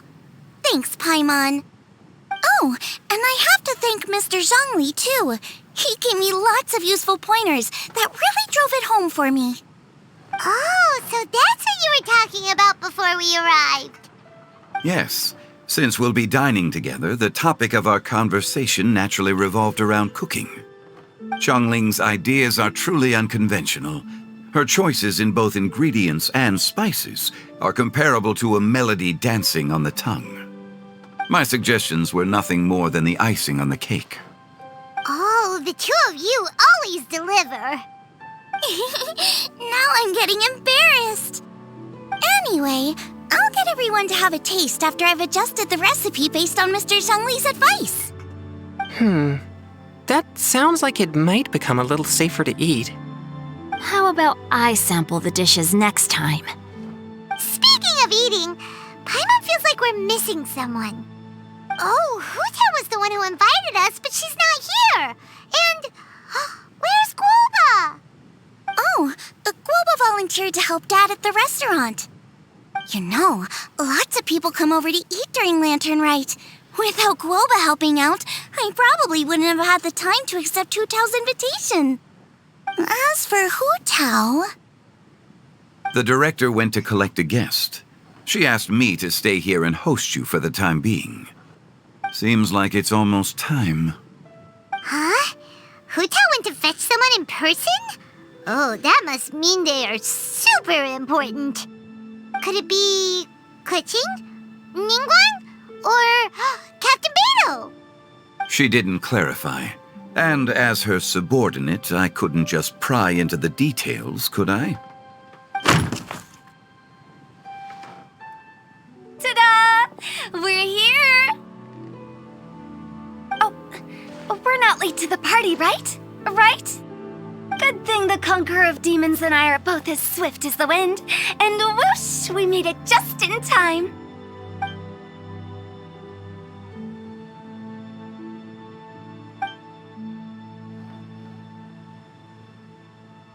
Oh. I see.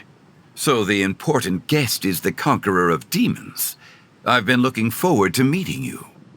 The director didn't mention anything when she invited us. What a pleasant surprise. Gathered here with us tonight are not only young and accomplished individuals, but also the protector of Leo's peace, Adeptus Alatus. To convene here with all of you is indeed a great honor.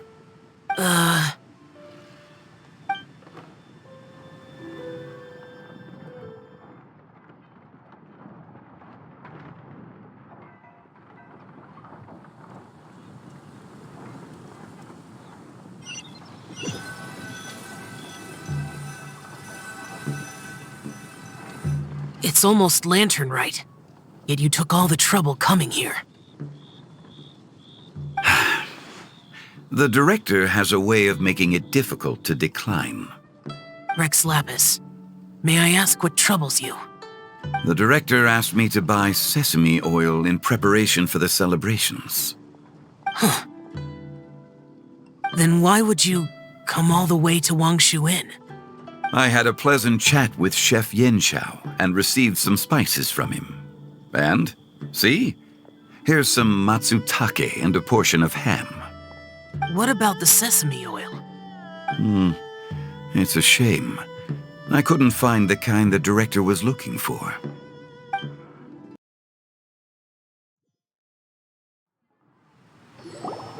I'm sure you're exaggerating, Zhang... Sir. There he goes again. Enough with the pleasantries. Go let our guests take a seat. Everyone here today is well known in their own field and has probably heard about one another to some extent. Some of us are even old acquaintances, so there's no need to be this formal. I heard that the Conqueror of Demons and the Traveler are pretty close, no? Great. You two sit together. You should take a seat too, Director. Oh, finally remembered me? When we arrived just now, the host at Xinyue Kiosk told me our dishes are almost ready. Perfect timing. Let's not wait any longer and ask them to bring out the food.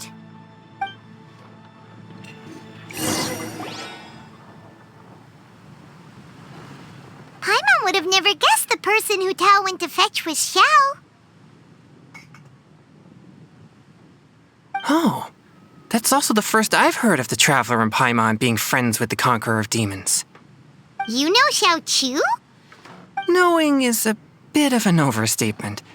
I've always looked up to him. You might not know this, Paimon, but we exorcists have worked in close collaboration with the Conqueror of Demons for many generations, dispelling evil together, both in the open and from the shadows. Hard to imagine that thanks to Hu Tao, I've finally gotten the chance to meet him. Conqueror of Demons, I'm honored to make your acquaintance. Likewise. It is a great honor indeed to have a chance to meet the legendary Conqueror of Demons. Changyun has brought that name up quite a few times in the past. I remember you mentioning wanting him to understand the importance of exorcists. We know each other too. He helped try my dishes during the Masterful Chef's cook-off. I didn't think we'd have the chance to meet again. Happy Lantern Rite! No anecdote, however, compares to meeting you in person. I'm Xingqiu, Shangling and Changyun's friend. The pleasure is all mine. Whoa, everyone's getting all formal and polite all of a sudden. Paimon doesn't know what she should say anymore. Adeptus Xiao, mighty Conqueror of Demons, please accept Paimon's greetings too. Belated Happy Lantern Rite. Paimon tried very hard to look for a fancy word, okay? Don't be too harsh on Paimon! There's no need to be so polite. You're right. This was meant to be a nice little get-together between friends after all. Too much formality kills the atmosphere. I didn't plan this gathering only for everyone to walk on eggshells. Hiya. What's your true intention, then?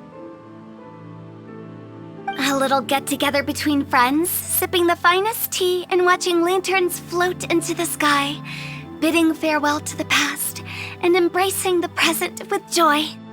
And that is something our consultant would say. I think it deserves a standing ovation. Indeed.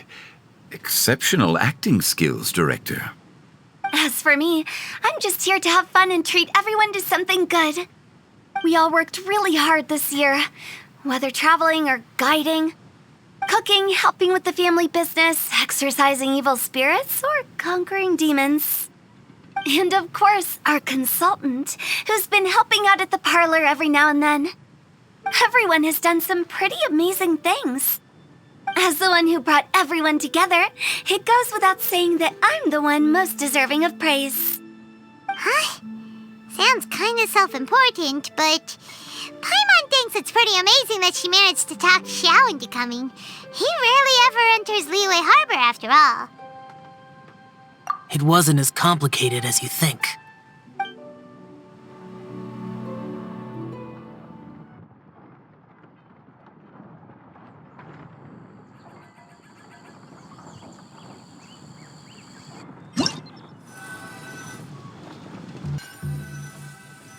Okay, gotcha.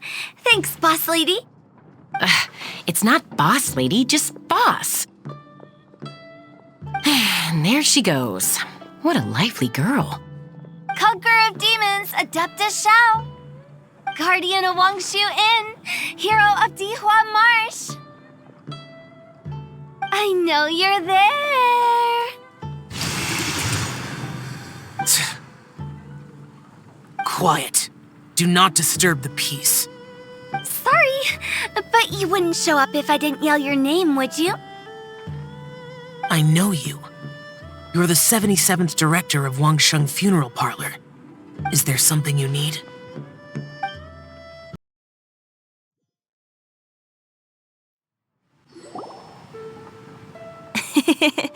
That does sound like one of Hu Tao's antics. Did the Conqueror of Demons agree to come so that Hu Tao would stop pestering him? There might be other reasons. Smart guess. Huh? There's more to it? It gets pretty boring from here on. I talked about the funeral parlor's past relationships with the guardian yakshas. You know, just to be sociable. In the time of the Archon War, disputes were frequent, and disaster overtook the land. Humans couldn't escape from the torment of the plague, nor could they escape death. The Adepti vanquished the demons, the Millelith fought valiantly, and Wangsheng Funeral Parlor was responsible for purifying the diseased and sending off the spirits of the dead. That is how the border between life and death was maintained during the war. And it effectively prevented further incidents from happening. That's right. 1 point for the consultant. But despite our deep-rooted connection, it still took me quite a while to actually convince him. You know him pretty well, huh? This matter is out of my control, so I need to be cautious. True, but I've kept that in mind too. That's why everyone here today is in one way or another acquainted with elemental power. Besides, it'll only be for a short while as we dine together. There won't be any lasting consequences. But I didn't expect there to be so many people. There's no need to worry, Conqueror of Demons. We're not feeling anything unusual so far. Our young exorcist over here is protected by his pure yang energy, so he's probably the most resilient. That's not the same. And did you just toss your carrots into my bowl? Hey, don't look away. Huh? What? I'm siding with Chongyun. I saw that too. You're lucky Guoba isn't here today. He hates seeing people being picky with their food. If he'd seen that, he'd definitely make you eat all your carrots. Huh? Guoba would do that? Is he that uncompromising? But now that I think of it, Xianglin told me that Guoba used to be the stove god. It sounds like you've heard the rumors.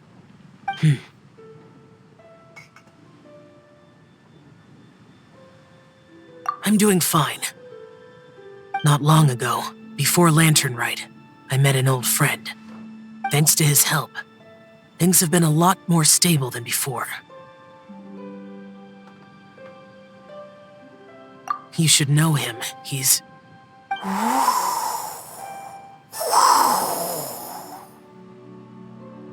Seeds of story, brought by the wind. And cultivated by time. Did Paimon just unconsciously complete that saying? That voice. Could it be?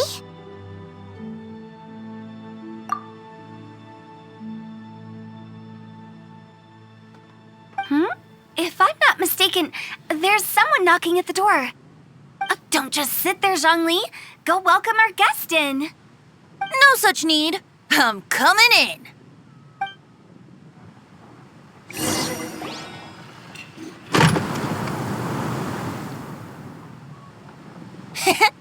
You finally let me in. Hello, hello. No matter if we've met before or not, this moment marks a brand new encounter. Old friends and new.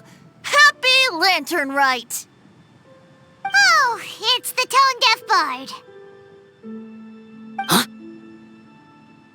Oh, he seems to carry a valiant breeze wherever he goes. It looks like we're gonna be friends. Fate has brought us together, so come on, take a seat and be my guest. Help yourself. Oh, I'll ask them for another set of cutlery. This young lady here is as bright as a fresh bouquet of flowers in the morning's rising sun. She no doubt is the one with the most authority here. Whoa, these dishes look amazing! Is it really okay for me to join in?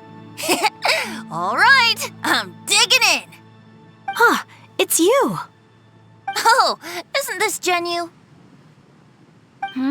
Genyu? Yup. Now that I've taken a closer look, you're a fan of Genyu's works, aren't you? I met Xingqiu at a light novel convention. How I wish we'd met sooner.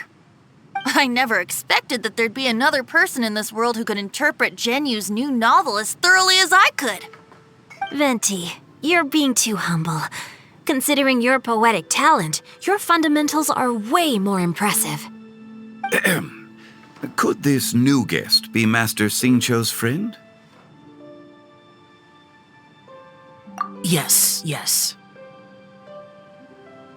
Monsters become more active than usual as we get closer to Lantern Rite. I was patrolling Dihua Marsh a few days ago when I happened to run into this... You've already forgotten? I'm a bard, remember? And bards go around singing wherever they like. Oh, right. And this bard was performing in Dihua Marsh. It was a moving melody, and it made me feel relaxed and at ease. I couldn't help but stay and listen. Thank you for your patronage. I understand now, too. I'm Zhongli, currently working at the Wangsheng Funeral Parlor. It's a pleasure to meet you, new friend. And I'm his boss. Oh, and if there's anything unsatisfactory, let me know anytime. That's very considerate of you. Oh? No wonder. Only a boss as savvy and reliable as you would be able to hire such an impressive consultant. Oh, you're too nice, Venti. Not to brag, but our consultant truly is impressive. His knowledge extends across the stars and the land, and there's nothing throughout history that he doesn't know. From the sophisticated way he speaks, it's hard not to suspect that he could very well be an adeptus in disguise.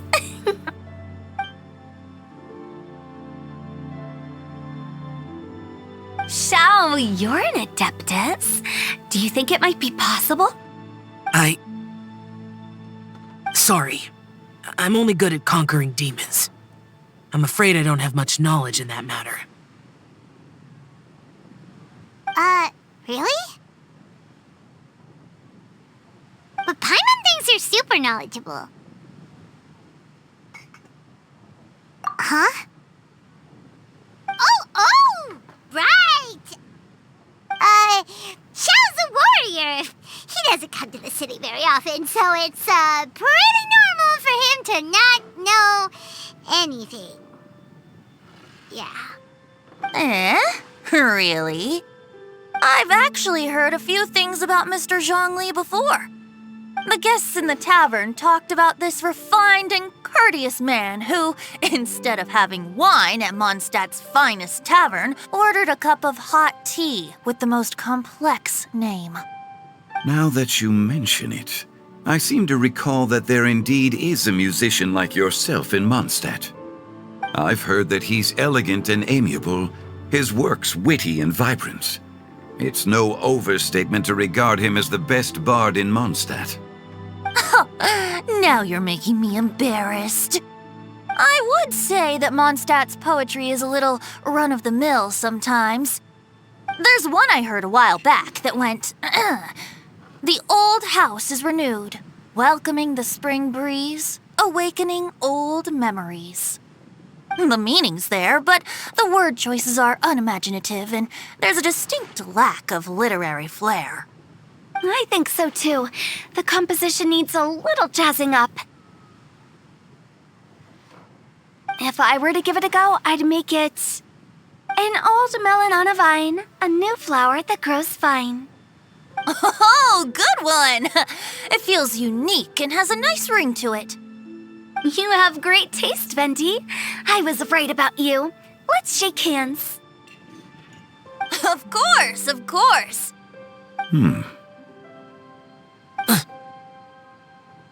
Hey, Shincho! Mind lending me a few books when we get back? Pick out some well-written ones. I don't know if it's my own lack of literary knowledge, but I couldn't tell the difference between those two. I don't think it's your fault. Chongyun's right. It's not our fault.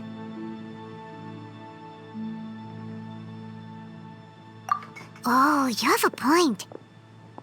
But speaking of, why is the tone-deaf bard here? Are you here to take part in Lantern Rite too? I heard that Liyue will be hosting a Lantern Rite music festival this year. As a musician myself, how could I possibly resist the temptation to come take a look? Or listen. Getting to know other musical styles is essential to sparking inspiration, don't you think? As for the Fontaine friend who hosted the festival, I saw him near Stone Gate the other day. The Iridescence tour has finally been held successfully for once, so I had to congratulate him. Don't think anything of it. By the way, I was watching as you entered Shinyue Kiosk, but no one seemed to notice me. Should I say that it's because I'm an expert in hiding, or that a certain someone deliberately ignored the sound of the wind? Whenever Lantern Rite comes around, Liyue Harbor becomes bustling with activity. People are all busy watching the lanterns and strolling around the shops, and they might just go travel somewhere on a whim. It is rather difficult to predict another's whereabouts. The festival is in full swing and proceeding smoothly, and we're all gathered here with friends, new and old. This is no doubt a wonderful occasion worth celebrating. To come together with all of you at the beginning of the year, one can't help but be filled with joy. In a moment like this, I propose we raise a glass together. In my case, tea in lieu of wine.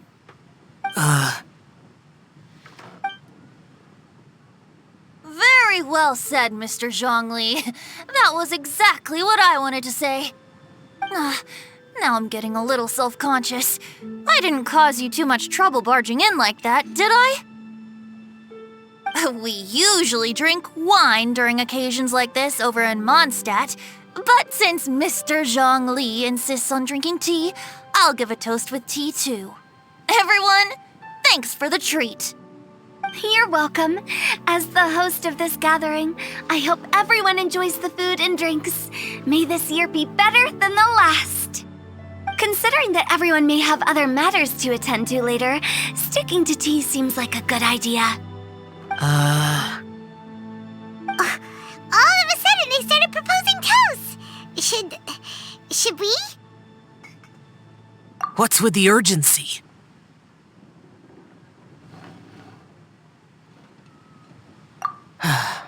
Sure.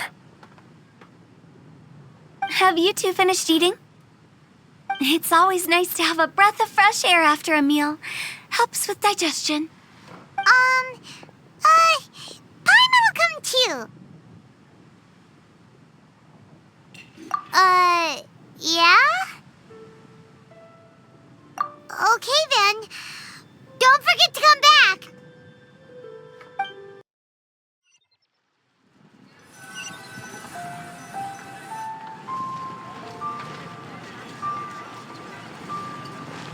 Are you all right?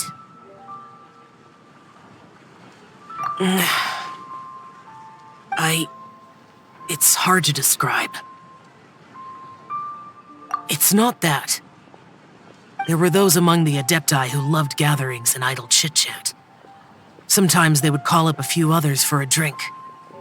Even I got dragged along to their gatherings many times. The Adepti all have their specialties, making most of them proud and arrogant. Everything they say is straight from the heart. It never gets too complicated. But this time...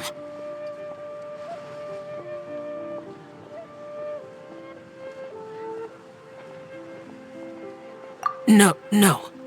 I didn't mean that. So you know his true identity. I'll get straight to the point then. The Animo Archon is a free spirit, and his temperament is as carefree as the music he plays on the flute.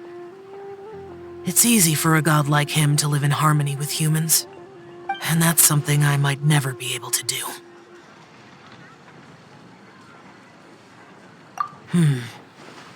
That does sound like something you would say. No matter. I know my circumstances. Whenever I think of the ordinary conversations I've had with you, it feels strangely novel. Yes. The parlor director went out of her way with the invitation, so it was difficult to turn her down. I had made mental preparations before agreeing to come. She told me that all the guests today would be acquainted with elemental power, and I knew that you would be here. But I didn't expect the other guests to be... General Capisis always said that we should live in the present and enjoy every pleasant surprise. Perhaps that's what I should do with what I'm feeling now. But I think he meant designing clothes for those around him. The clothes were intricately designed, but inconvenient to wear. Brother Bosacius never tried to hide his distaste in front of him. Rex Lapis did like his designs and even collected quite a few. The outfit he wears now was also designed by General Capisis himself. I never saw him wear this during the war. I didn't expect him to start wearing it later. Oh, here you are. I'm not intruding, right? You're not. What is it? Hu Tao saw that everyone's done eating and asked the staff to bring out the desserts. Paimon got so anxious that you weren't back yet that she scarfed down her dessert without the usual slurping and munching. To be honest, I was kind of worried too. You looked a little restless just now, and I thought you weren't used to the food here and was planning to head back to Wangshu Inn for something Yanxiao made. You're worrying too much. Why would I? Anyway, let's head back. Please wait! There's another reason why I came looking for you. Here, take these. I brought them for you. Almond tofu? Yup. Since the Masterful Chef's competition, you could say that Yanxiao and I are not only competitors, but good friends as well. I visit him at Wangshu Inn sometimes to discuss our cooking. I heard him say that the esteemed guest on the roof loves nothing more than a good plate of almond tofu, so I learned a thing or two about the dish from him. I'll be honest, before Hu Tao invited everyone, she secretly came looking for me, told me about the guests she planned to invite, and asked me for some suggestions on what she should order. So I made a few servings of almond tofu for you guys in advance. Take them as a token of gratitude for your support. When I told Guoba that I was making these for you, he started eagerly running around the kitchen and helping a lot too. Thank you for the trouble. There was no need to... I'll take them. Thank you. And Guoba too. You're welcome. Oh, the almond tofu I made probably tastes and feels a little different from the type Yanxiao cooks. Please let me know if there's any improvements I should make. Okay. That's all. Alrighty, we should head back now. We can't keep Paimon waiting.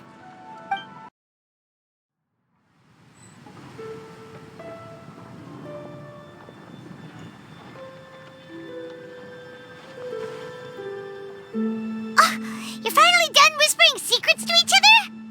So much for promising Paimon you'll be back soon. How could you say that to Paimon? In that case, besides having no sense of time, Paimon will let you know what having no sense of fullness looks like. Your dessert is all Paimon's. Sorry to keep everyone waiting. No worries, we're all just chatting here. There's no serious business to take care of. Whether we're chatting outside or inside, it's all the same. Paimon's too busy eating to talk to you. But even though we're all well acquainted by now, I think this festive gathering deserves something ceremonious. Oh? Is this some local custom?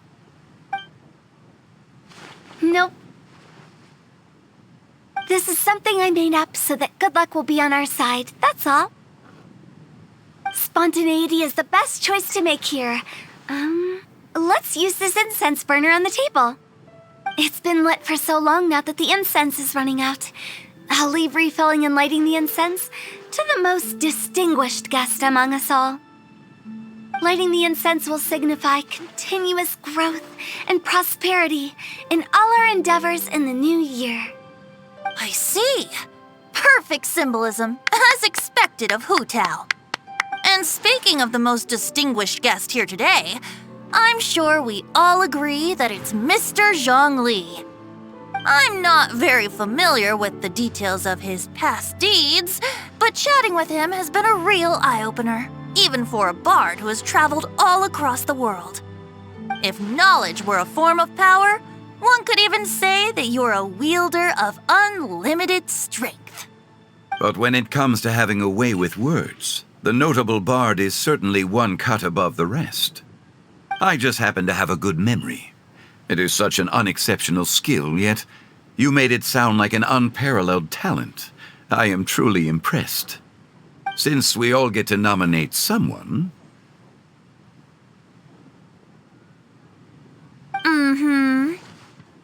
I think it's only fair that we let the parlor director light the incense. Huh? That won't do. Don't flatter me just because I'm your boss. We are looking for the most distinguished guest here. As the host, I shouldn't be involved in this discussion at all. Now that we've enjoyed this table full of delicacies, how about we let our one and only chef here do the honors? Is this really the way this works? I didn't cook any of these dishes. It's not a big deal. Just look at her.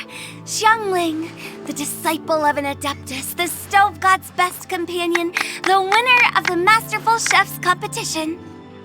The only heir of the famous Wanmin restaurant. A good old friend of mine. There's no better choice. Why does Paimon feel like we're back at square one again? Please stop! You're making me embarrassed. If we're looking for a distinguished guest, surely the second son of the Feiyun Commerce Guild counts. It's one of the largest commerce guilds in Liyue Harbor. Huh? Don't get me involved in this. Oh, not a bad choice. With the Commerce Guild's young master lighting the incense, we're all sure to make a huge sum of mora in the new year. That's not how it works. Making a fortune is indeed a fine wish, but it's of lesser importance than good health and happiness. Which means we should choose Chongyun, the skilled exorcist who keeps everyone's home safe from evil spirits. Huh? Now you're nominating me? I can't be the one when we have the Conqueror of Demons right here. Adeptus Shao has the most seniority among everyone here today. We should... I refuse. I am most certainly not the most distinguished guest here.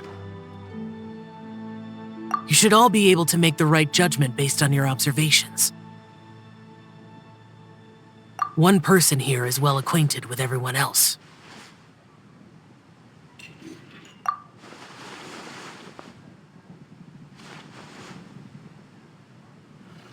Oh, that's right! Even though you're always mocking Paimon, you're still pretty popular with other people. No, wait! Paimon said she wouldn't talk to you again. Huh? Who else is there? Huh? Huh? Does that mean Paimon's the most distinguished guest? Oh, well, that was unexpected! I agree. Paimon's just the one we need. Without a friend constantly by your side, a long journey would become dreadfully lonesome. But once you have someone there to brighten up the atmosphere, everything along the way will become lively and vibrant too. Ah. The traveler has traversed many nations and left behind a great deal of fascinating stories. But without Paimon, they would have become quite monotonous. Paimon plays an indispensable role in making your journey a happy and smooth one. You guys, Paimon's not used to being praised like that. Those were genuine compliments, right? Thank you. You made Paimon wait for a long time, but Paimon's not mad anymore. Don't take everything to heart, Paimon. Friends tease each other all the time. That is indeed true. That means Paimon is as important to the traveler as Guoba is to me. Looks like we've come to an agreement. Any objections before we proceed? I trust the traveler's judgment. Then Paimon it is. And now, the world's most excellent traveler's greatest companion, guide, and friend, Paimon, will be refilling and lighting the incense for us. Here you go. Take the match, and don't burn yourself. But if things go really wrong, here's the 2-for-1 coupon.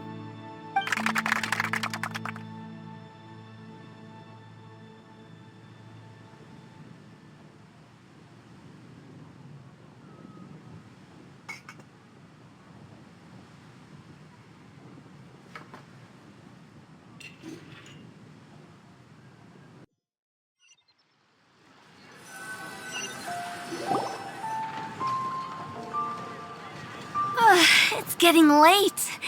I won't take up any more of your time. You're all free to go as you please. Yep, the tea was amazing too. You don't have to go all polite on me. Just remember to come when I invite you next time. Let's see. It's dark out, so I'm going to accompany Xiangling, Xingqiu, and Chongyun back home. As for the rest of the guests, I'll leave them to our consultant. No need. I'm headed towards the harbor to meet a friend on the ship. There's no need to trouble one such as Mr. Zhongli. I think you know the place I'm talking about. Come meet me anytime. It was great getting to know you all. Let's meet again when the spring breeze begins to blow. Bye. Oh, we should write poetry together sometime.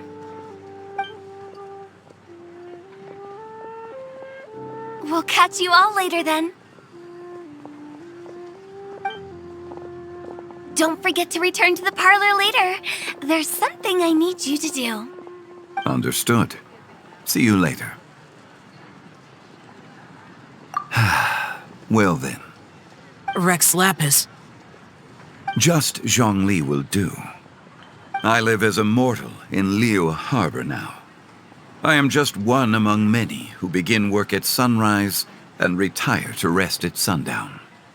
If we were to consider status and seniority as Zhongli, I should be respectfully referring to you as Adeptus Shao.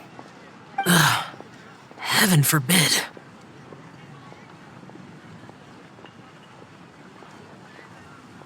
Not you too. I meant what I said. I heard that during the Lantern Rite Music Festival, you conferred with Streetward Rambler and Cloud Retainer. I take it as you've gained a lot more knowledge about the past? The same truth will sound different coming from different people. As more bear witness to a story, feelings and interpretations expand in variety too.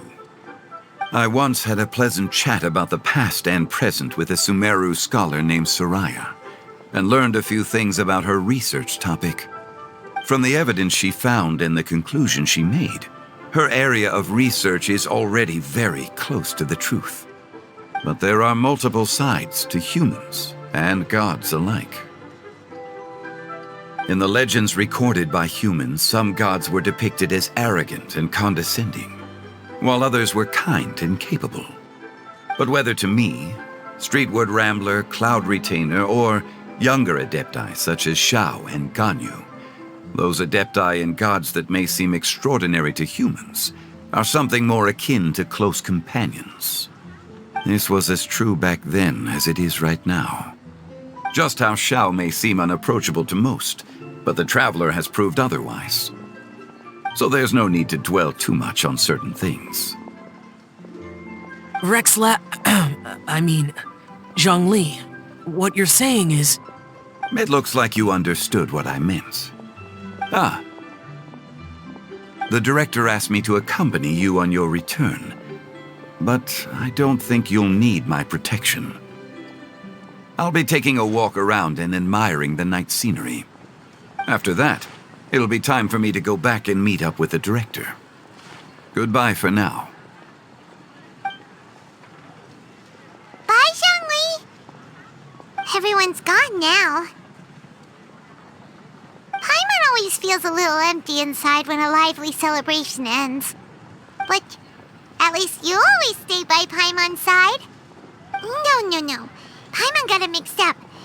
Paimon, the best and most distinguished travel guide, will always stay by your side, Traveler. Good that you're aware of that. Shell, is there anything else you want to do? We could take you on a tour of Liyue Harbor. No need. I've stayed here for much longer than I had expected. The city lights are a fine sight, but it's time for me to leave.